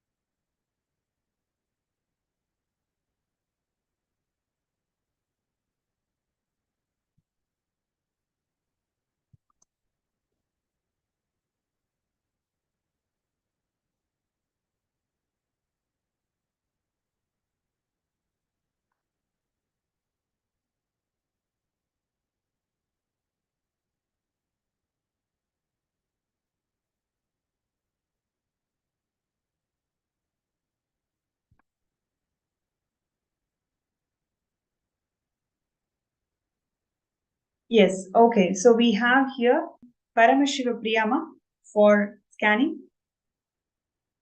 And we have here Ma Jnanatmaya Priyananda. That's great. And who else? Ma Musu He. So also put the request for scanning. Okay, so now with Swamiji's grace and blessings, let's begin. Amritaya, would you like to go first?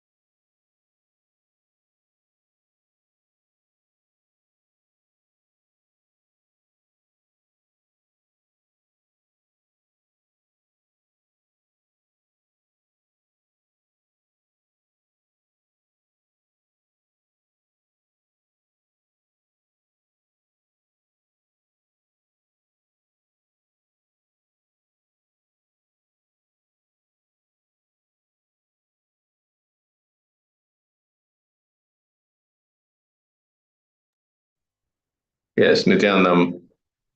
Sorry for the technical glitch. So, Paramashiva Priya, what Swamiji revealed to me was the mental setup of the intensity to make the decision into the future, wanting to push anything that you want to do into the future, missing the present, what you can do now.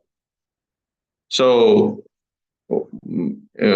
look into why you feel know that you want to do something tomorrow, day after tomorrow. Why not now?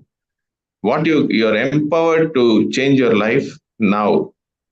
And if you can see what is making you feel to move into the future and make that intense decision now, that at this very moment, let me decide to become Sarvangapita Yajman, you will manifest, you will attract the right situations, right people, right, and you will manifest to become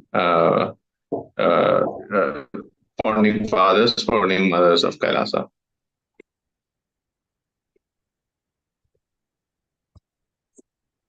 Yes. Right. And next we have Jnanamaya Priyananda.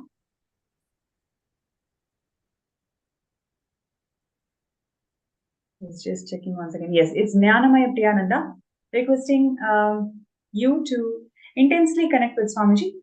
Let us both connect with Swamiji in our third eye and let us chant the Mahavakya. Om Nithyananda Paramashivam.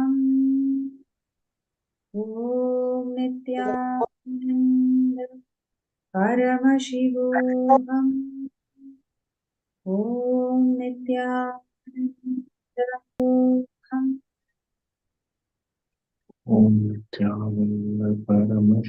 Yes. Swamiji revealed that there is an intense desire to explore yourself in the field of arts. Because of so much of self-hatred that you developed in the age 11, you are not exploring yourself in arts dimension. So I request you to sit and pen down that incident and see it through your third eye. Literally, you will be able to see a new powerful cognition, a liberating cognition when you look at the same event, same incident. And after that, list down the list of steps that you're going to take to manifest your being in the field of arts. So with Swamiji's grace and blessing, you'll be simply able to do it. So requesting you to take a few minutes to pen down that incident at 11 and let's do completion through third eye. Okay, there are some more people. Yes. Laws and how? Yes, Nithyananda.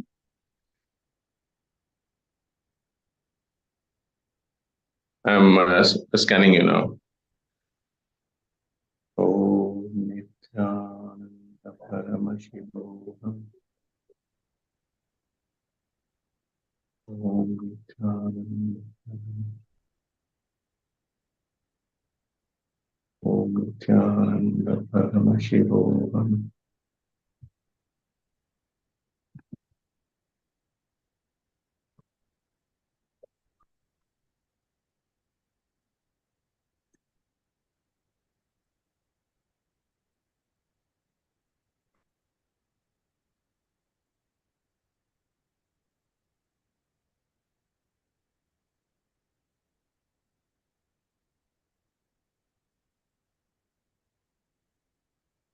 Yes, laws and how? Yes. So what Swamiji revealed to me was you give up very easily. Anything that you are doing, you just give up easily. The intensity with which you are making, the decision whether it is anything in your personal life or whether it is to doing the programs, that intensity of the decision is missing.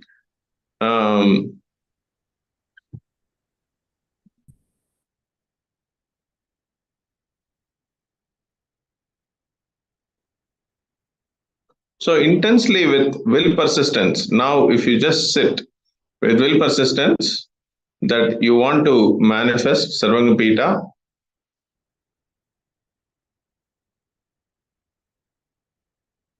you will manifest immediately, and just create this space, and during this darshan, you will have a breakthrough.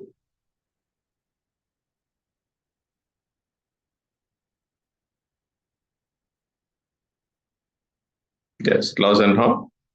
Nithyananda. Yes, and now we're scanning Nikhil and Nikhil Soni, who's saying that you want to manifest Paramashivam for you and your parents. Okay. Let us intensely connect with Swamiji in our third eye. And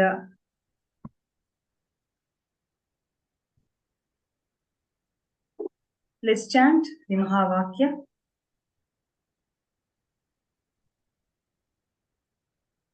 Om Nithyananda Paramashivam. Om Nithyananda Paramashivam. Om Nithyananda Paramashivam.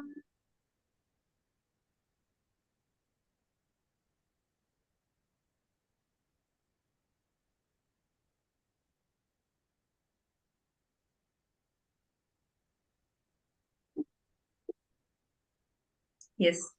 So, Nikhil, one thing that Swamiji showed me is first, drop this decision fatigue that you have in your life. Right? There is so much of decision fatigue. If you see right now itself, there are few things which will simply move if you take an action, take a decision. But what happens is every time you want to take a decision and make the movement happen, your self-doubt and self-denial is so strong that it makes you confused and it just becomes a vicious cycle. So decision fatigue is one of the key karma that your being is actually going through. And Swamiji has beautifully shared so many times. If you simply decide to break the karma, that you're not going to fall for this pattern anymore. If you have a conscious breakthrough, then the impact of karma will not be there in your life. So now all you need to do is decide, right? Decide clearly, why do you want to manifest Paramashivam? What are the doors that is available to you which is accessible? What are the actions that you need to take it or make that happen? The whole process is so simple, but it becomes simple only when you decide it to be simple, right? So I request you to take this moment.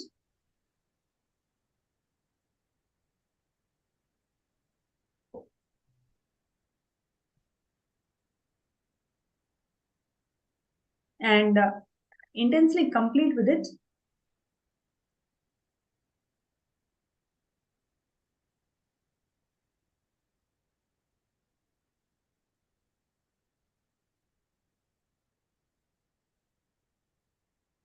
Yes. So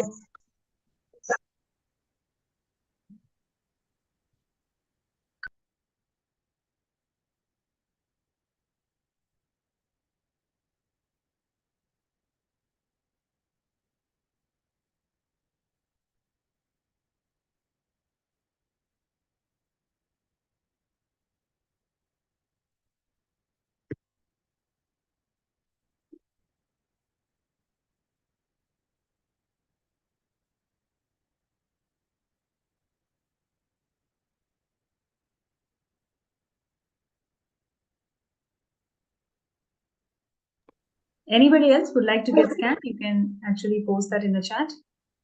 So thank you so much, whoever has commented and received your scans. All the courses will get in touch with you guys. And let us all work together to make it happen.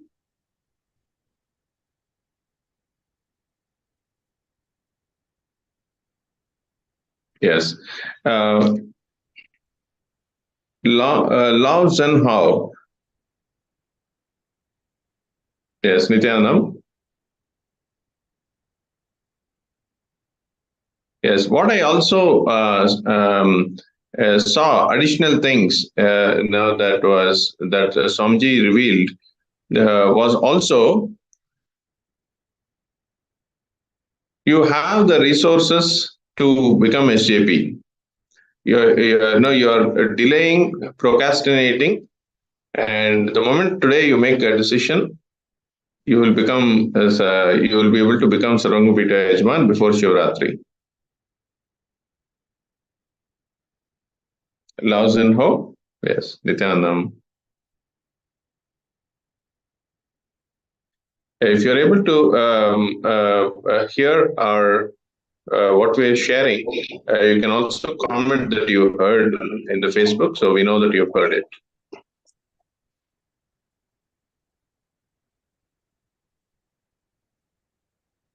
Yes. Anybody else who is requesting, for a scan, please post a message in the Facebook group under the events.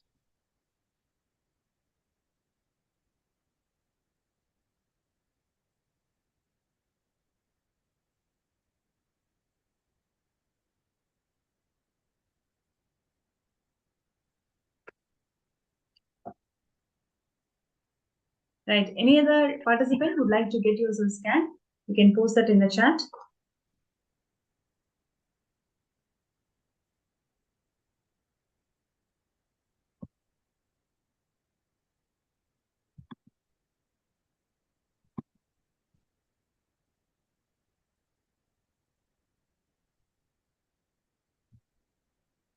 Right. So with this, would like to once again remind and share with all the participants, do not miss this opportunity where you can become the founding fathers of Kailasa. Every day there is a bilateral agreement that is getting signed. Every day there is a Sisters City agreement that is getting signed. Swamiji is taking the whole nation to a completely different level, which we cannot even comprehend. So being a part of Kailasa is going to be one of the rarest boons that we all may get. And it is right now, it is in a place where everybody can work together to make it happen. So I request all the participants to take 2 minutes, sign up in the form that has been projected, skajp.org/contribute. Show your very intention to this cosmos that you are ready for the translation. And with Swamiji's grace and blessings, Yes, Muzi, he is requesting for a scan. Yes, Nithyananda. Yes, I'm doing the scan for you. Om Nithyananda Paramashivam. Om Nithyananda Paramashivam. Om Nithyananda Paramashivam.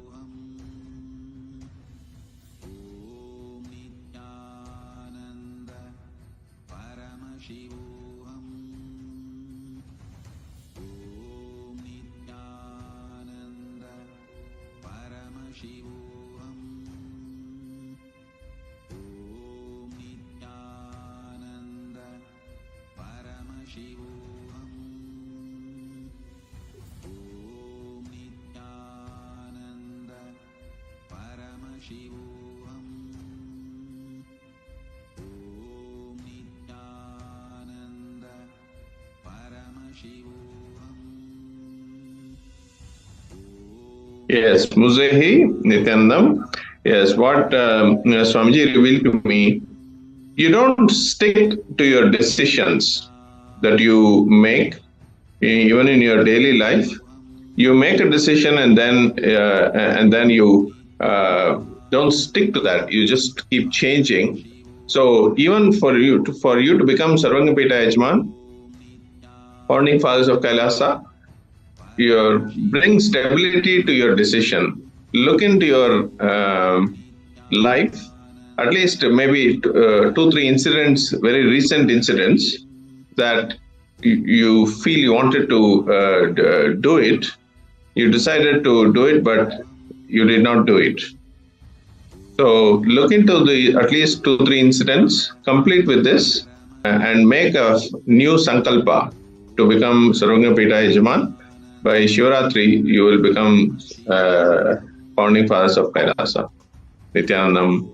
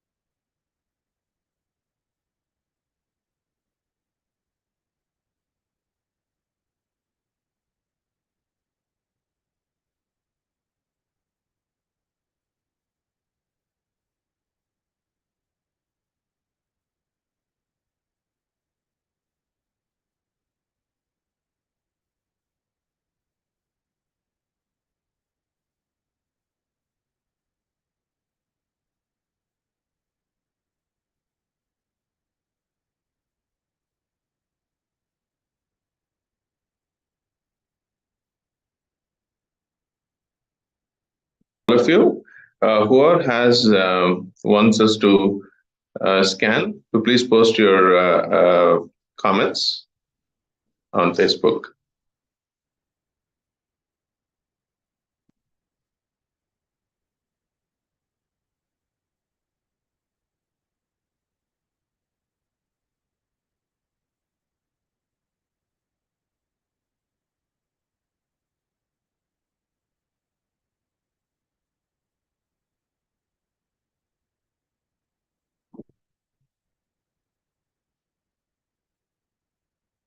Yes, so all of you, there.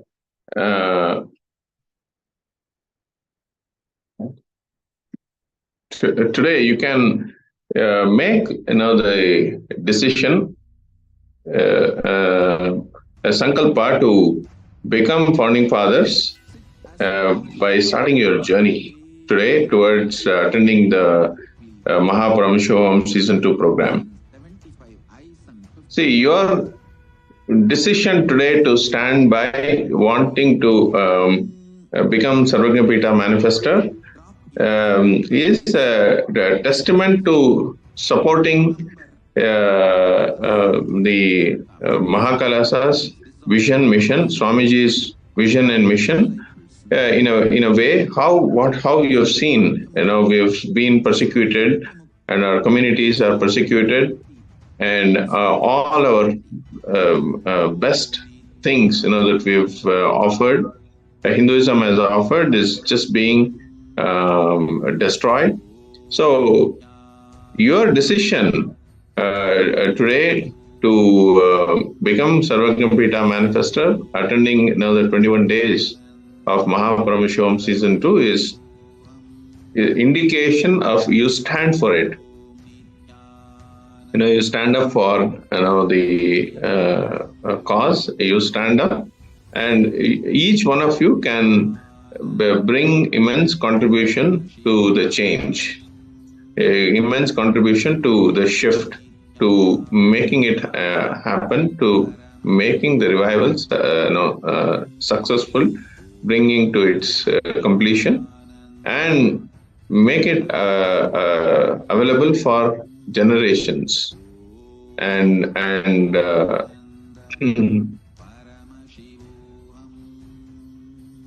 so do not procrastinate. Maybe I'll do it next time, or any other obstacles. Don't be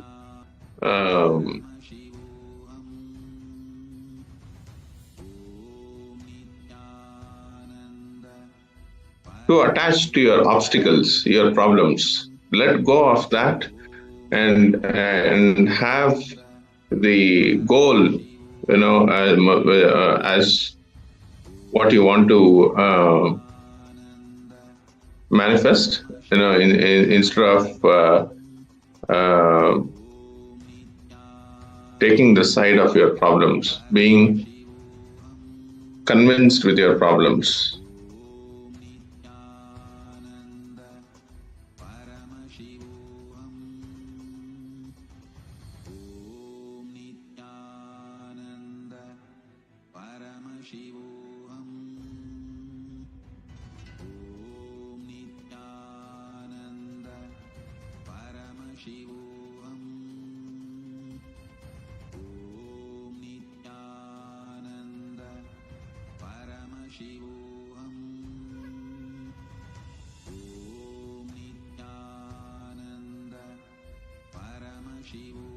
And you can also post, in the Facebook, what aspect of today's presentation that you heard that really resonates with you, and really you want to support that particular area, what Swamiji is reviving. So you can post your comments, in Facebook as well. And also, additionally, we have people who are wanting scanning done. Please post your comments.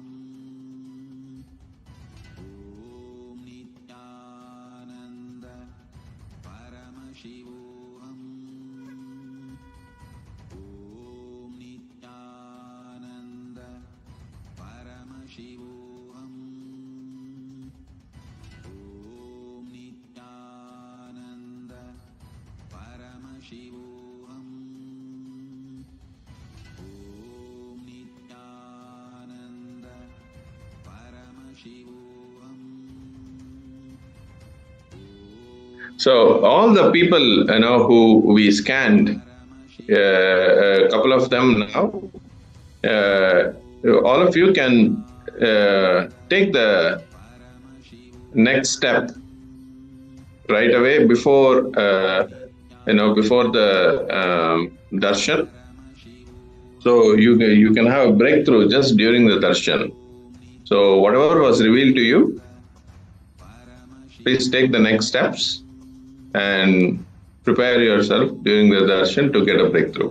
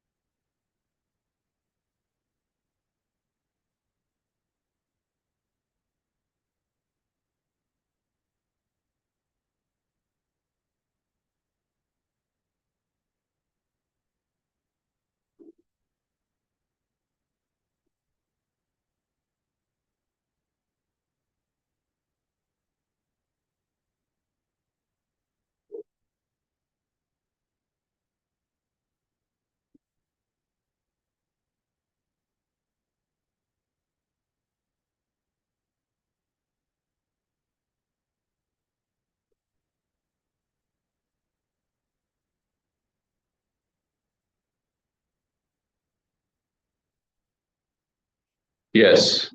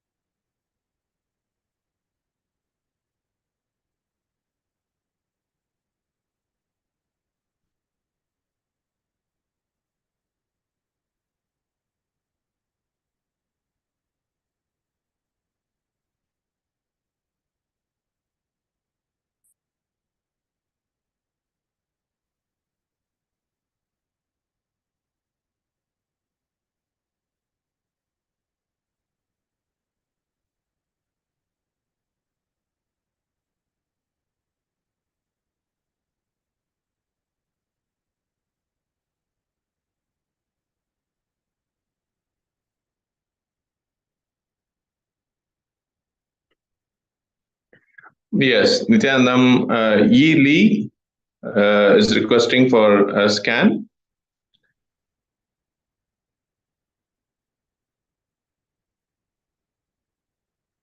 Om Nithyananda Paramashivoham. Om Nithyananda Paramashivoham. Om Nithyananda Paramashivoham.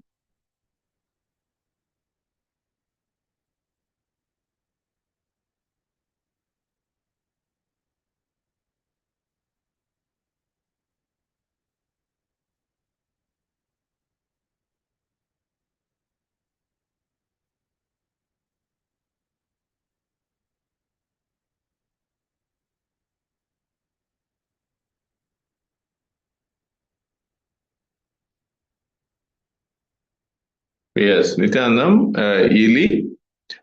Yes, what Swamiji revealed was let go of your insecurity. Let go of your insecurity and whatever you have today, make a decision to contribute towards Sarvagnapita, Karta, and just with the intensity of that decision and letting go of the insecurity, you will manifest wealth and become Sarvagnapita Karta by Shivaratri.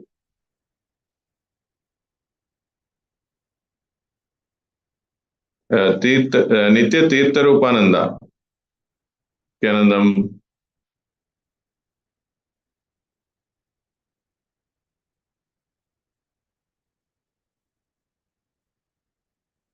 Om Nithyananda Paramashivoham.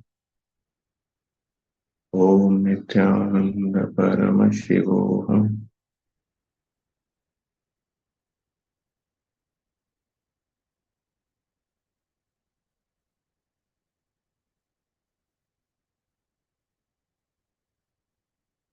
Yes, Nithyanandam Tirtharupaya. Yes, what Swamiji revealed was make this as a priority. If you make this as a priority over other things, you will manifest for SJP, and soon you will become Sarvagapita Yajman. Nithyanandam.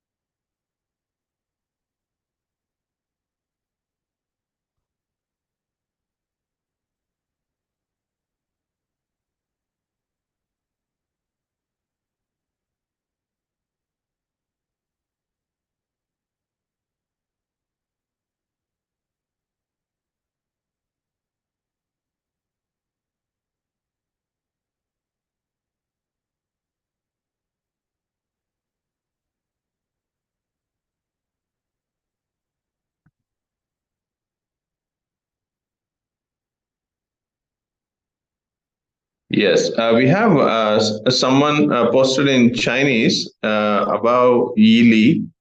If,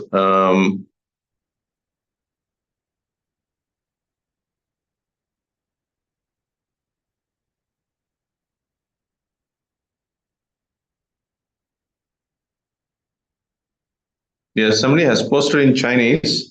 If you can post your name in the comments, we can scan you.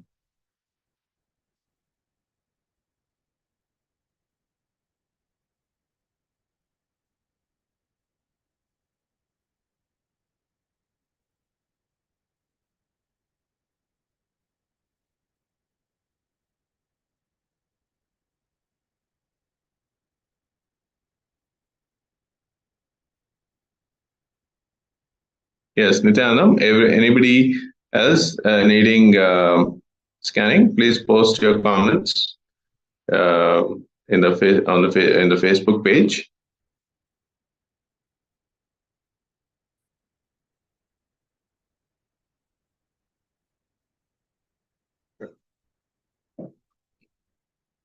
Yes, Nithyanandam, Gnananjali. Yes, Nithyanandam. Yes, let me do the scanning.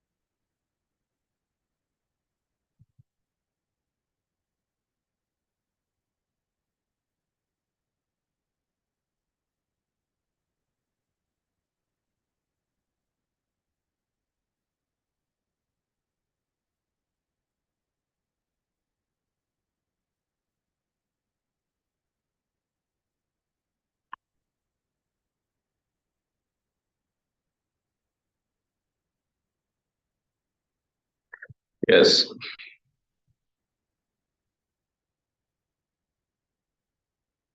Yes. Yes. Nithyananda. Yes. I want to complete during the power manifestation.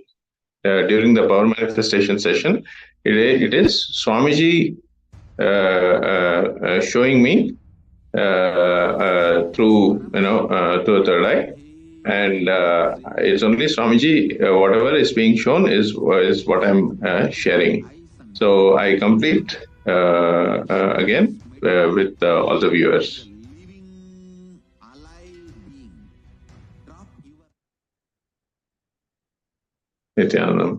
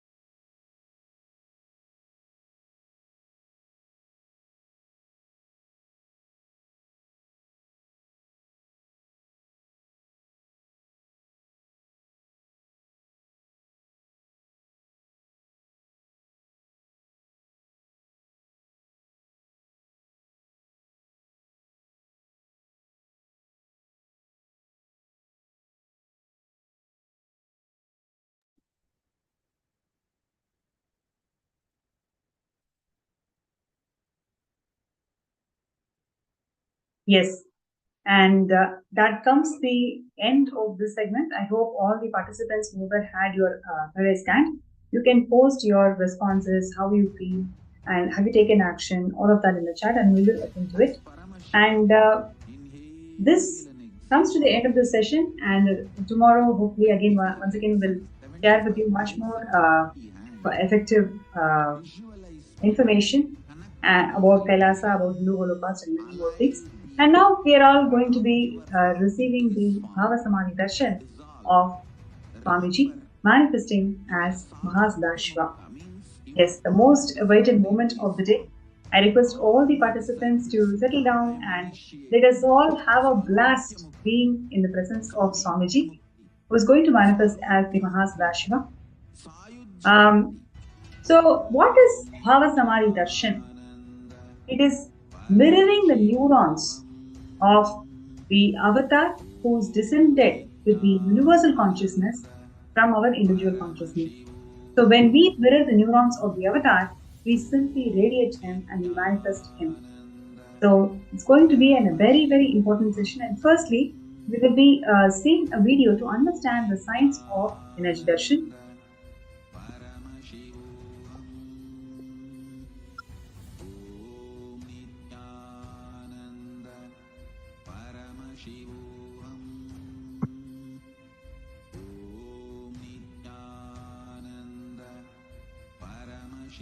Yes, I request all the participants to turn on your camera, whoever is there in the Zoom. For security reasons, we will definitely require all of you to turn on the video camera when the darshan is on.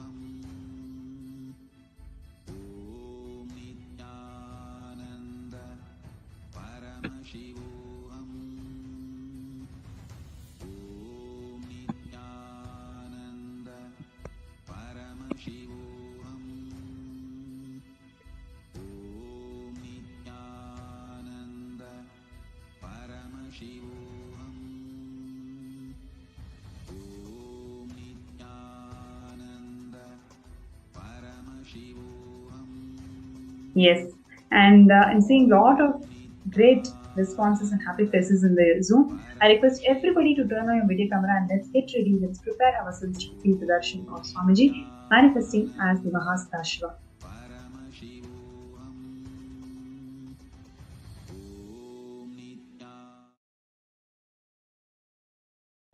Hello again. Gaze into a mirror and what do you see? Well, I see my face, of course, but in my face I see moods, I see shifts of feeling. We humans are really good at reading faces and bodies because if I can look at you and feel what you're feeling, I can learn from you, connect to you, I can love you. Empathy is one of our finer traits, and when it happens so easily, perhaps because, and this is brand new science, this is just out of the lab, we may have some special circuitry in our brains that helps us whenever we look at each other. Ask yourself, why do people get so involved, so deeply, deeply involved with such anguish, such pain, such nail-biting tension? Cleveland Browns are gambling on defense. Why are we such suckers for sports? We can lose it completely at the movies, at video games, watching a dance. Is there something about humans particularly, that allows us to connect so deeply when we watch other people? Watch them moving, watch them playing, watch their faces. Well, as it happens, scientists have an explanation for this strange ability to connect. It's new. It had never been found on the cellular level before. A set of brain cells found on either side of the head. Among all the billions of long branching cells in our brain, these so-called mirror neurons have surprising power. What we found is the mechanism that underlies something which is absolutely fundamental to the way that we see other people in the world. And it began entirely by accident at a laboratory in the lovely old city of Parma, Italy, where a group of brain researchers was working with monkeys. And they were testing a neuron, that's a brain cell, that always fired, made this sound, whenever the monkey would grab for a peanut. So the lab had all these peanuts around, and whenever the monkey made its move, the neuron would fire. Scientists thought, now here's a neuron that is essential to motion. It's a motor neuron. Then one day the monkey was just sitting around, not moving at all, just sitting, when a human scientist came into the lab, and when that scientist grasped the peanut, the monkey's cell fired. Now, the monkey hadn't moved. It was the human that had moved, suggesting that this neuron up here couldn't tell the difference between seeing something and doing something. Seeing and doing were the same. Or more intriguingly, that for this neuron, watching somebody do something is just like doing it yourself. The head of the lab, Giacomo Rizzolatti, thought, wow. The same neurons, one neuron, fire both when the monkey observes something and when monkey is doing something. It's almost unbelievable. It was surprising because this cell which was involved with motor planning for the monkey turned out to be interested in the movements of other people as well. Some people call them monkey see, monkey do neurons, but the name that stuck is mirror neurons because with them, the brain seems to mirror the movements it sees. This accidental discovery got scientists thinking, doing more tests, and it soon came pretty clear. Not just a monkey thing, it's a people thing too. We all know that humans learn by looking and copying. That's what infants do. First you look, then you do. Ready? Let's see your feet this way. And once you've watched and you not only have them in your head, if you see somebody else doing it, you can share the experience. And I want to do it with me. They know the moves, you know the moves, so you can move with them. Wow. If you can use the years of training that you yourself have done, learning to crawl, then learning to walk, then learning to eat, this is an incredibly rich set of knowledge that you could apply to the problem of actually seeing what's going on. So that's why when I head down this street carrying all these packages, not only do people watch, look how they're watching. They feel my predicament because they know what it's like to carry heavy packages. They all know about carrying. So as they watch me moving, they can feel themselves moving. Their neurons are mirroring the action.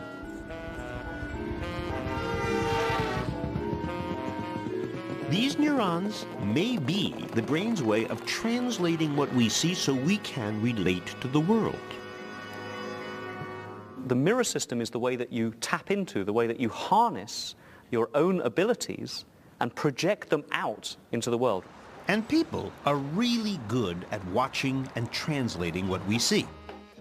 Like with just 13 moving dots, that's all there are here, you'll have no trouble recognizing these very ordinary activities.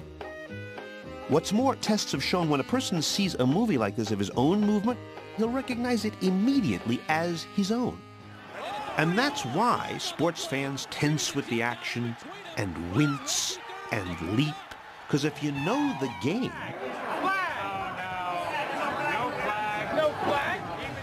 then your neurons are firing as if it's you playing, giving a whole new meaning to armchair quarterback. That's why it's so easy to be a sports fan. But there is more, suggests UCLA professor Marco Iacoboni.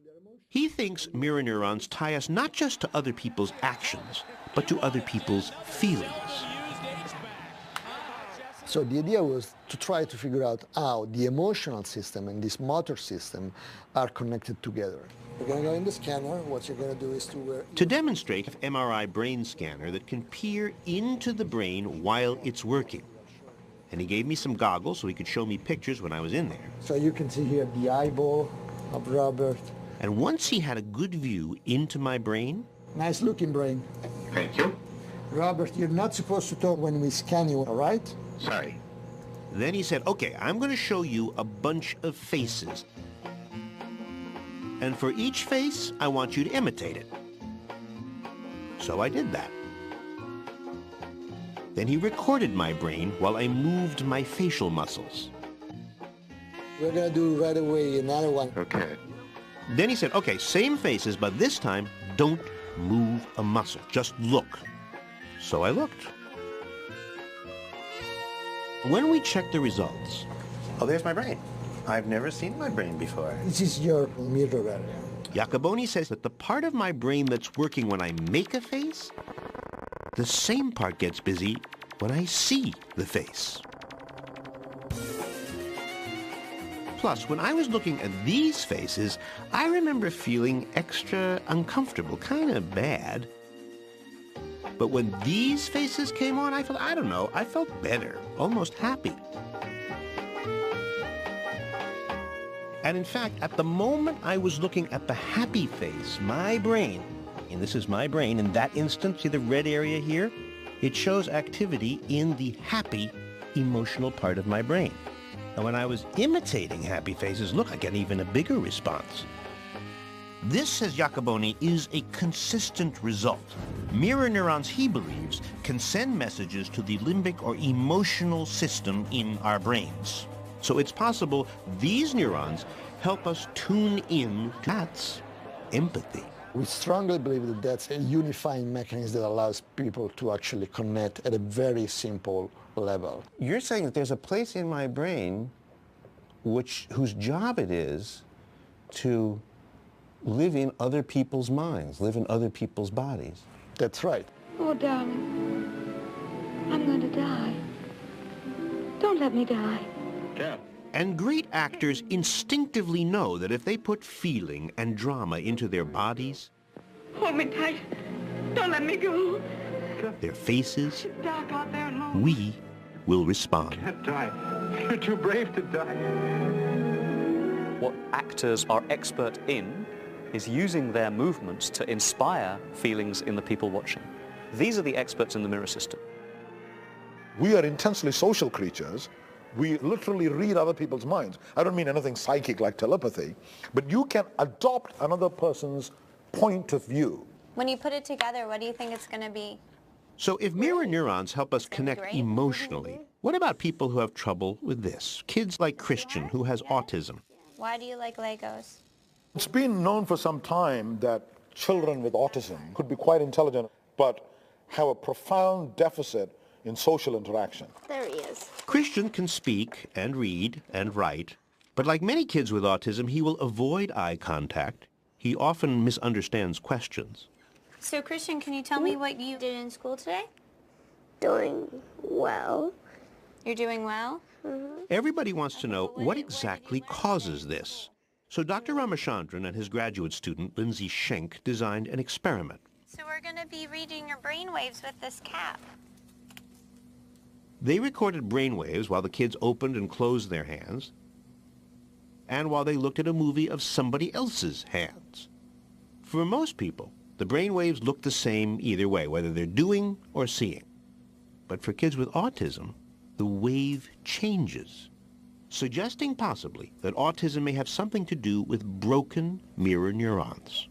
Their brains may indeed be different in that regard. They have deficits in the mirror neuron system. But we don't know this for sure yet, and additional work needs to be done using brain imaging. But what we do know, says Ramachandran, is that healthy human beings are intensely social. More than our cousins the monkeys, we invent ways to connect. We invent dances and handshakes and games to play. We eat together, we meet, and we talk. We talk a lot. Get away. Everybody's interested in this question. What makes humans unique? What makes us different from the great apes, for example? You can say humor, you're the laughing biped. Language, certainly. Okay? But another thing is culture. And a lot of culture comes from teachers do something. And here V.S. Ramachandran makes a big leap. He has proposed that at a key moment in our evolution, this is his guess, our mirror neurons got better. And that made all the difference, he says, because once we humans got better at learning from each other, looking, copying, teaching, we could do things the other creatures couldn't. In other words, if you are a bear and suddenly the environment turns cold, you need a few million years to develop a polar bear type layers of fat and fur. It would take many, many, many bear generations to select for furrier bears. But, says Ramachandran, if you're a human, you watch your father slaying another bear and putting on a fur coat, skinning it, using that as a coat. You watch it, you learn it instantly. Your mirror neurons start firing away in your brain. And you perform the same sequence, complicated sequence. Instead of going through millions of years of evolution, you've done it in one generation. And while no one's claiming that mirror neurons are the key ingredient that makes us different from other creatures, what these neurons do suggest about us seems almost self-evident. You can see it any Sunday at a sports bar, that deep in our architecture, down in our cells, we are built to be together. There would be very little point in having a mirror system if you lived on your own. There'd be a lot of point in having a digestive system if you lived on your own. There'd be a good point in having a movement system if you lived on your own. There'd be a good point in having a visual system if you lived on your own. But there'd be no point in having a mirror system. The mirror system is the most basic social brain system. It's a brain system which there's no point in having if you don't want to interact or relate to other people. But we do like to interact, and maybe now, as never before, we will understand why.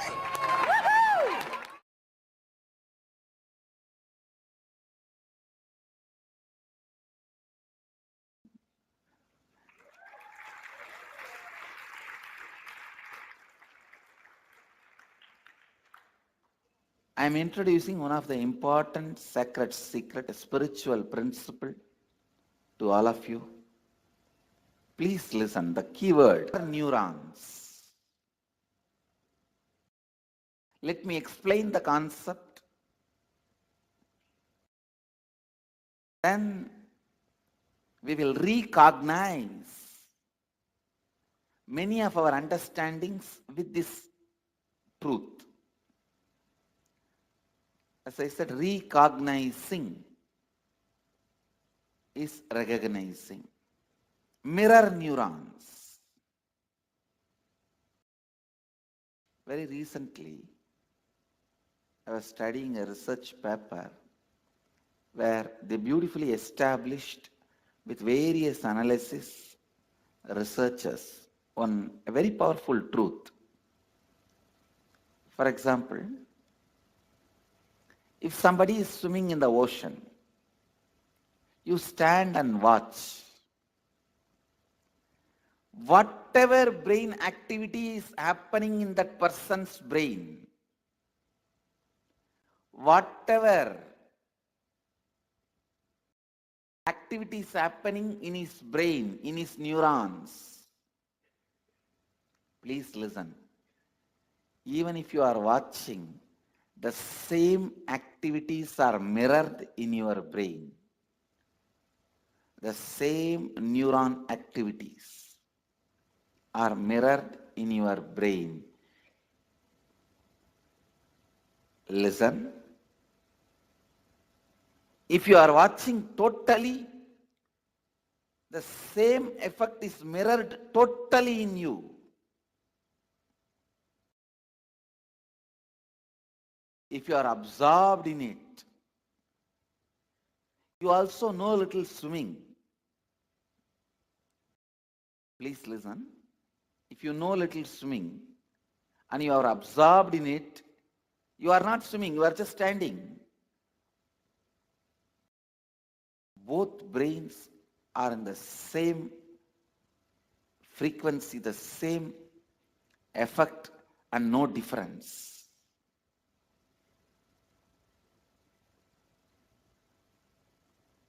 Listen. If somebody is swimming in the ocean, you are standing and watching. If you don't know swimming, if you are not completely absorbed in it, maybe some 80% is mirroring. If you are absorbed in it and you also know swimming, there is no difference at all between his brain and your brain. The mirroring effect, I tell you, if you are watching totally absorbed in it, then the same activity is replicated in your brain, meaning the same kind of electric and neurotic impulses are activated in your brain. This defines, this demystifies many mystical phenomena. Please listen.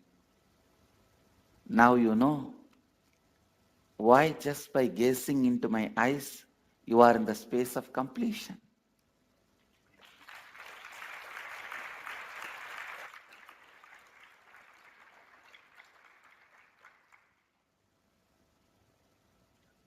Why just looking at me, you are in the space of completion.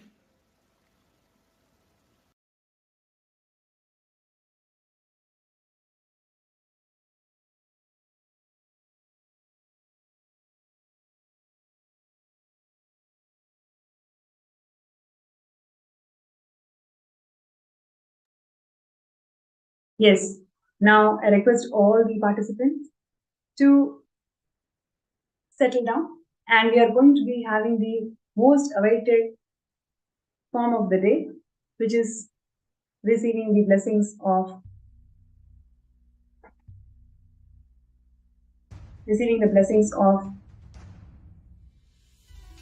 Swamiji, who is going to manifest as Mahasadashiva. So we will be mirroring the consciousness of Swamiji, who is going to manifest as Mahasadashiva. I request all the participants to please be with your head, neck and spine in a straight line.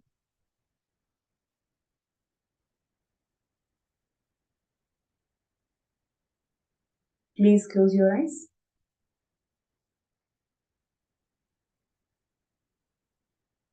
Inhale as deeply as possible. Exhale as slowly as possible. Now, in the space of gratitude, let us connect with Swamiji intensely for showering us this wealth, this ocean of knowledge, this ocean of truth from Janmas of Karma. So let us intensely connect with Swamiji and chant the Mahavakya.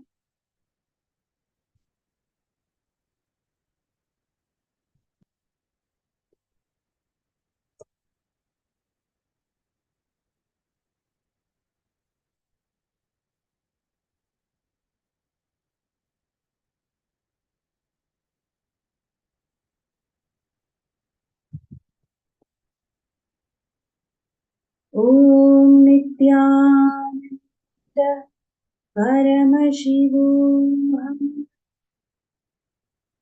Om Nithyananda Paramashivam. Om Nithyananda Paramashivam.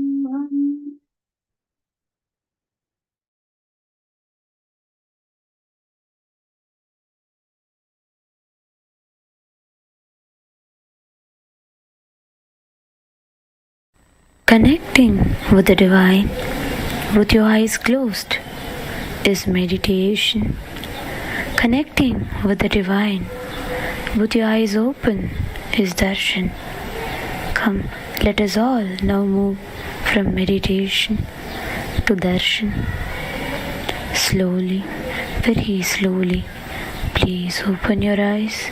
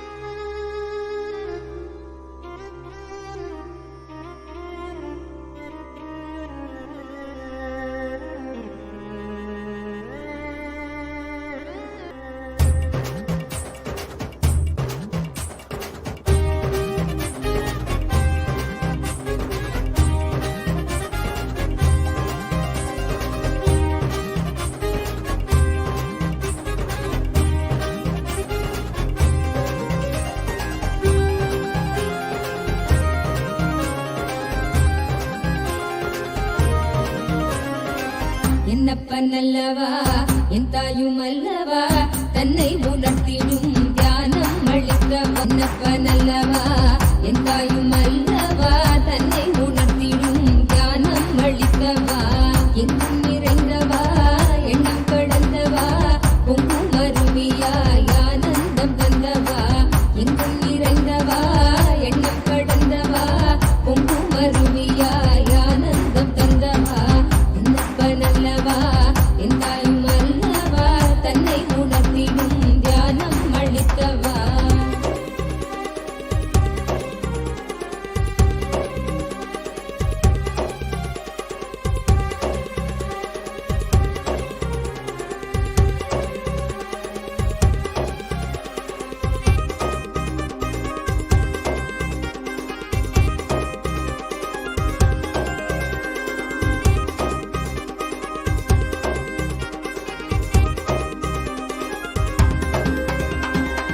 ஏழாம் உடல்கள் தாண்டி நித்திய வாழ்வும் கண்டிட கேடான காலம் தன்னை வென்று நீலை நின்றிட. ஏழாம் உடல்கள் தாண்டி நித்திய வாழ்வும் கண்டிட கேடான காலம் தன்னை வென்று நீலை நின்றிட. சீரான பாவம் கழி நீங்கி பெரும் வாழ்வினை கொண்டாட நித்யானந்த ஸ்புரணம் தன்னை நெய்தவா. சீரான பாவம் கழி நீங்கி பெரும் வாழ்வினை கொண்டாட நித்யானந்த ஸ்புரணம் தன்னை நெய்தவா. என்னப்பனல்லவா என் தாயுமல்லவா தன்னை உணர்த்திடும் தியானம் அளித்தவா. என்னப்பனல்லவா என் தாயுமல்லவா தன்னை உணர்த்திடும் தியானம் அளித்தவா.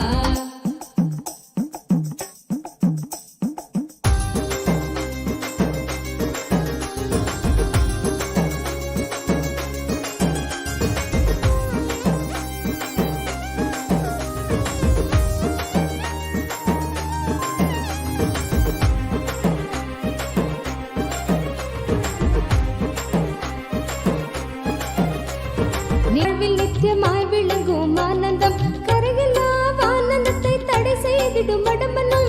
நிலையில்லாகி வாழ்வில் நித்தியமாய் விளங்கும் ஆனந்தம் கரையில்லா ஆனந்தத்தை தடை செய்திடும் மடமனம். தடை தகர்த்து வெல்ல நித்யானந்தன் தந்த சூத்திரம். நித்யானந்த ஸ்புரணம் இந்த உலகில் இணையில்லா வரும். நித்யானந்த ஸ்புரணம் இந்த உலகில் இணையில்லா வரும். என்ன என்னப்பனல்லவா என் தாயுமல்லவா தன்னை உணர்த்திடும் தியானம் அளித்தவா என்னப்பனல்லவா என் தாயுமல்லவா தன்னை உணர்த்திடும் தியானம் அளித்தவா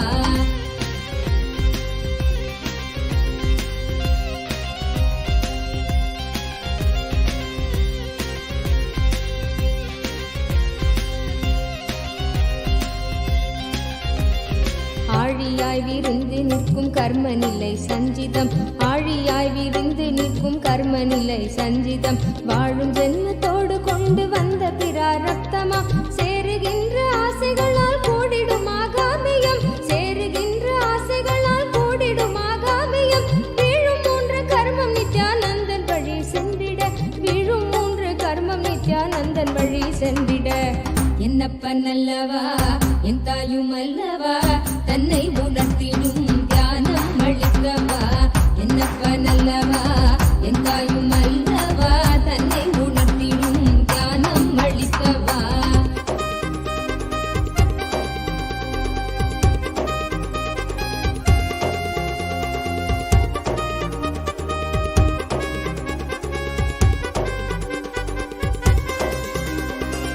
ஊடுகிறாய் உலவுகின்ற போதும் நம்மை சாடுவர் மீடாத துயில் தழுவ மனதை விட்டு நீக்குவர் ஊடுகிறாய் உலவுகின்ற போதும் நம்மை சாடுவர் மீடாத துயில் தழுவ மனதை விட்டு நீக்குவர் ஆயுள் தாண்டி விட்ட போதும் ஆண்டு கொள்ளும் மீட்பராய் தோன்றுகின்ற நித்யானந்த சத்குருவின் கீடவர் ஆயுள் தாண்டி விட்ட போதும் ஆண்டு கொள்ளும் மீட்பராய் தோன்றுகின்ற நித்யானந்த சத்குருவின் கீடவர் என்னப்பனல்லவா என் தாயுமல்லவா தன்னை உணர்த்திடும் தியானம் அளித்தவா என்னப்பனல்லவா என் தாயுமல்லவா தன்னை உணர்த்திடும் தியானம் அளித்தவா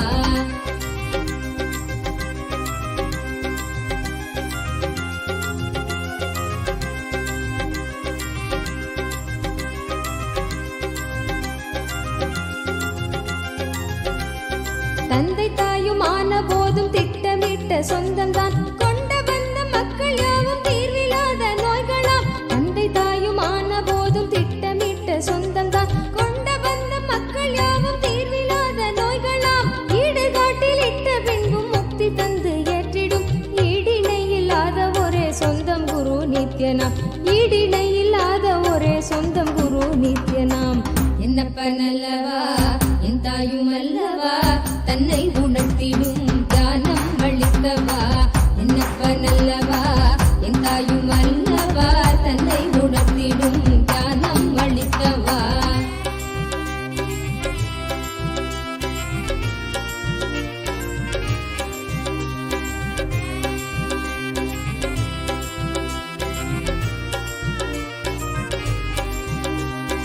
ஆசை கால நச்சம் வலியோடு குற்ற எண்ணமும் ஆசை கால நச்சம் வலியோடு குற்ற எண்ணமும் மாசு கொண்ட எண்ணங்கள் சல்காரமாய் வதைத்திடும் போதும் இந்த வாழ்வும் என்று ஜீவன் ஓய்வு தேடிடும் போதும் இந்த வாழ்வும் என்று ஜீவன் ஓய்வு தேடிடும் தேடும் ஓய்வு காட்டிடாத எண்ணம் மீண்டும் மோதிடும் தேடும் ஓய்வு காட்டிடாத எண்ணம் மீண்டும் மோதிடும் என்னப்பனல்லவா என் தாயுமல்லவா தன்னை உணர்த்திடும் தியானம் அளித்தவா என்னப்பனல்லவா என் தாயுமல்லவா தன்னை உணர்த்திடும் தியானம் அளித்தவா எங்கும் நிறைந்தவா எண்ணம் கடந்தவா பொங்கும் அருவியாய் ஆனந்தம் தந்தவா எங்கும் நிறைந்தவா எண்ணம் கடந்தவா பொங்கும் அருவியாய் ஆனந்தம் தந்தவா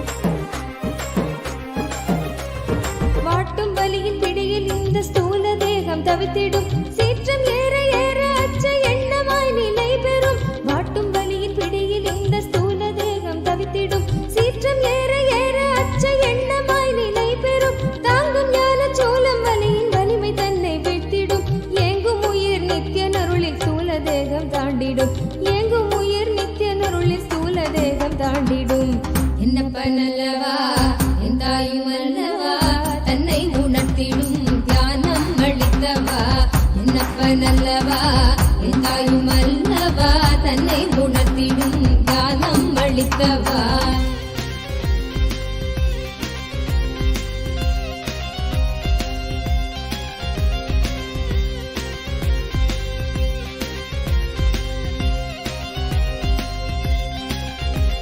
பிராணதேகம் காம மோகத்தீயினில் உழன்றதே பிராணதேகம் காம மோகத்தீயினில் உழன்றதே ஆசை கடலின் அலைகள் தன்னில் கட்டுண்டே பின் மூழ்குதே காத்து கொள்ளும் நோக்கினோடு நித்தியன் பாதம் நாடுதே காத்து கொள்ளும் நோக்கினோடு நித்தியன் பாதம் நாடுதே நித்யானந்த ஸ்புரணம் தரும் யுக்தி தன்னை வேண்டுதே நித்யானந்த ஸ்புரணம் தரும் யுக்தி தன்னை வேண்டுதே என்னப்பனல்லவா என் தாயும் அல்லவா தன்னை உணர்த்திடும் தியானம் அளித்தவா என்னப்பனல்லவா என் தாயும் அல்லவா தன்னை உணர்த்திடும் தியானம் அளித்தவா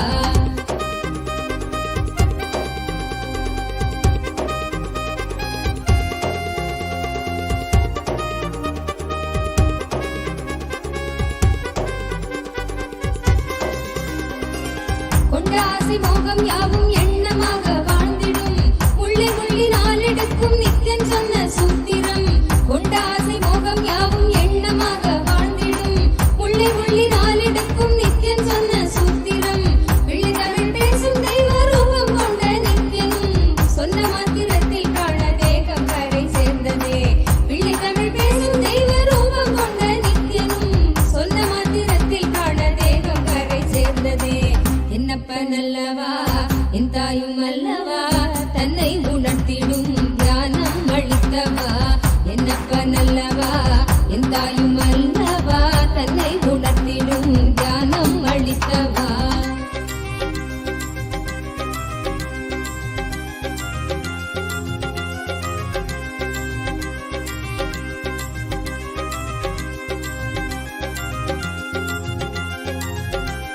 குற்றமாய் உணர்வு கொள்ளும் எண்ண மனதை வாட்டிடும் சற்றும் தெளிவில்லாத நிலை தன்னை தானே காட்டிடும் குற்றமாய் உணர்வு கொள்ளும் எண்ண மனதை வாட்டிடும் சற்றும் தெளிவில்லாத நிலை தன்னை தானே காட்டிடும் சுற்றம் கொஞ்சம் சாற்றும் சுயமாக கொஞ்சம் ஏற்றிடும் கற்ற வித்தை ஏதும் கை கடங்கிடாது போகிடும் கற்ற வித்தை ஏதும் கை கடங்கிடாது போகிடும் என்னப்பனல்லவா என் தாயும் அல்லவா தன்னை உணர்த்திடும் தியானம் அளித்தவா என்னப்பனல்லவா என் தாயும் அல்லவா தன்னை உணர்த்திடும் தியானம் அளித்தவா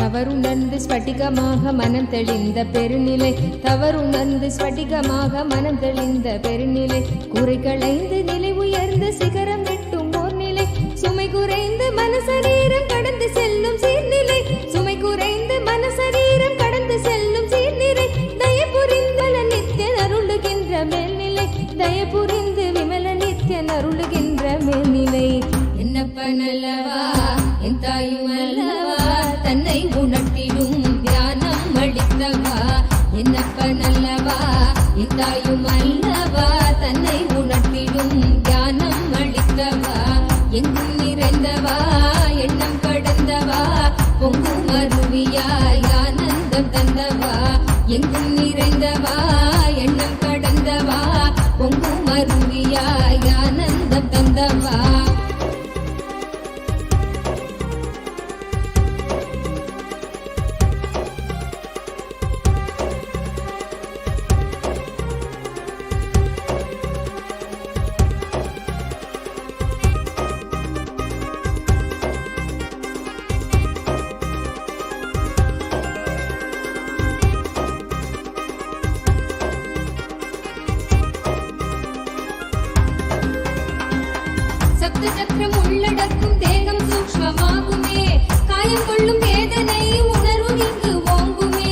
சப்த சக்கரம் உள்ளடக்கும் தேகம் சூக்ஷ்மமாகுமே காயம் கொள்ளும் வேதனை உணர்வும் இங்கு ஓங்குமே ஓங்கும் யாவும் நீங்குகின்ற நித்யானந்தன் தத்துவம் சூக்ஷ்ம தேகம் தன்னை தாண்டும் வித்தை செய்து காட்டுமே ஓங்கும் யாவும் நீங்குகின்ற நித்யானந்தன் தத்துவம் சூக்ஷ்ம தேகம் தன்னை தாண்டும் வித்தை செய்து காட்டுமே என்னப்பன் அல்லவா என் தாயும் அல்லவா தன்னை உணர்த்திடும் ஞானம் அளித்தவா என்னப்பன் அல்லவா என் தாயும் அல்லவா தன்னை உணர்த்திடும் ஞானம் அளித்தவா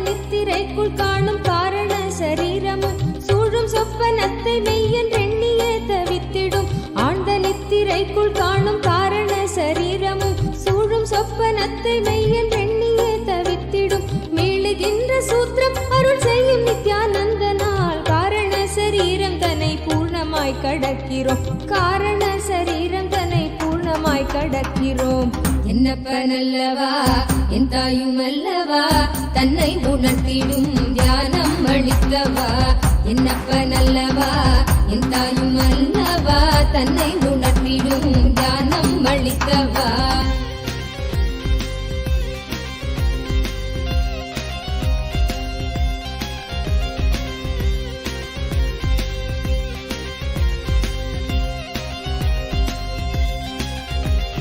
அற்பமான வஸ்து மீது கொள்ளும் மோக எண்ணமே அற்பமான வஸ்து மீது கொள்ளும் மோக எண்ணமே ஸ்வர்க்கமாய் தெரிந்து ஆன்ம தேகம் தன்னை ஆளுமே விற்பனை பொருட்கள் மீது கொள்ளுகின்ற பற்றலாம் விற்பனை பொருட்கள் மீது கொள்ளுகின்ற பற்றலாம் சொற்பமாய் சுகம் அளிக்கும் போகம் விளைவிக்குமே சொற்பமாய் சுகம் அளிக்கும் போகம் விளைவிக்குமே என்னப்பன் அல்லவா என் தாயும் அல்லவா தன்னை உணர்த்தி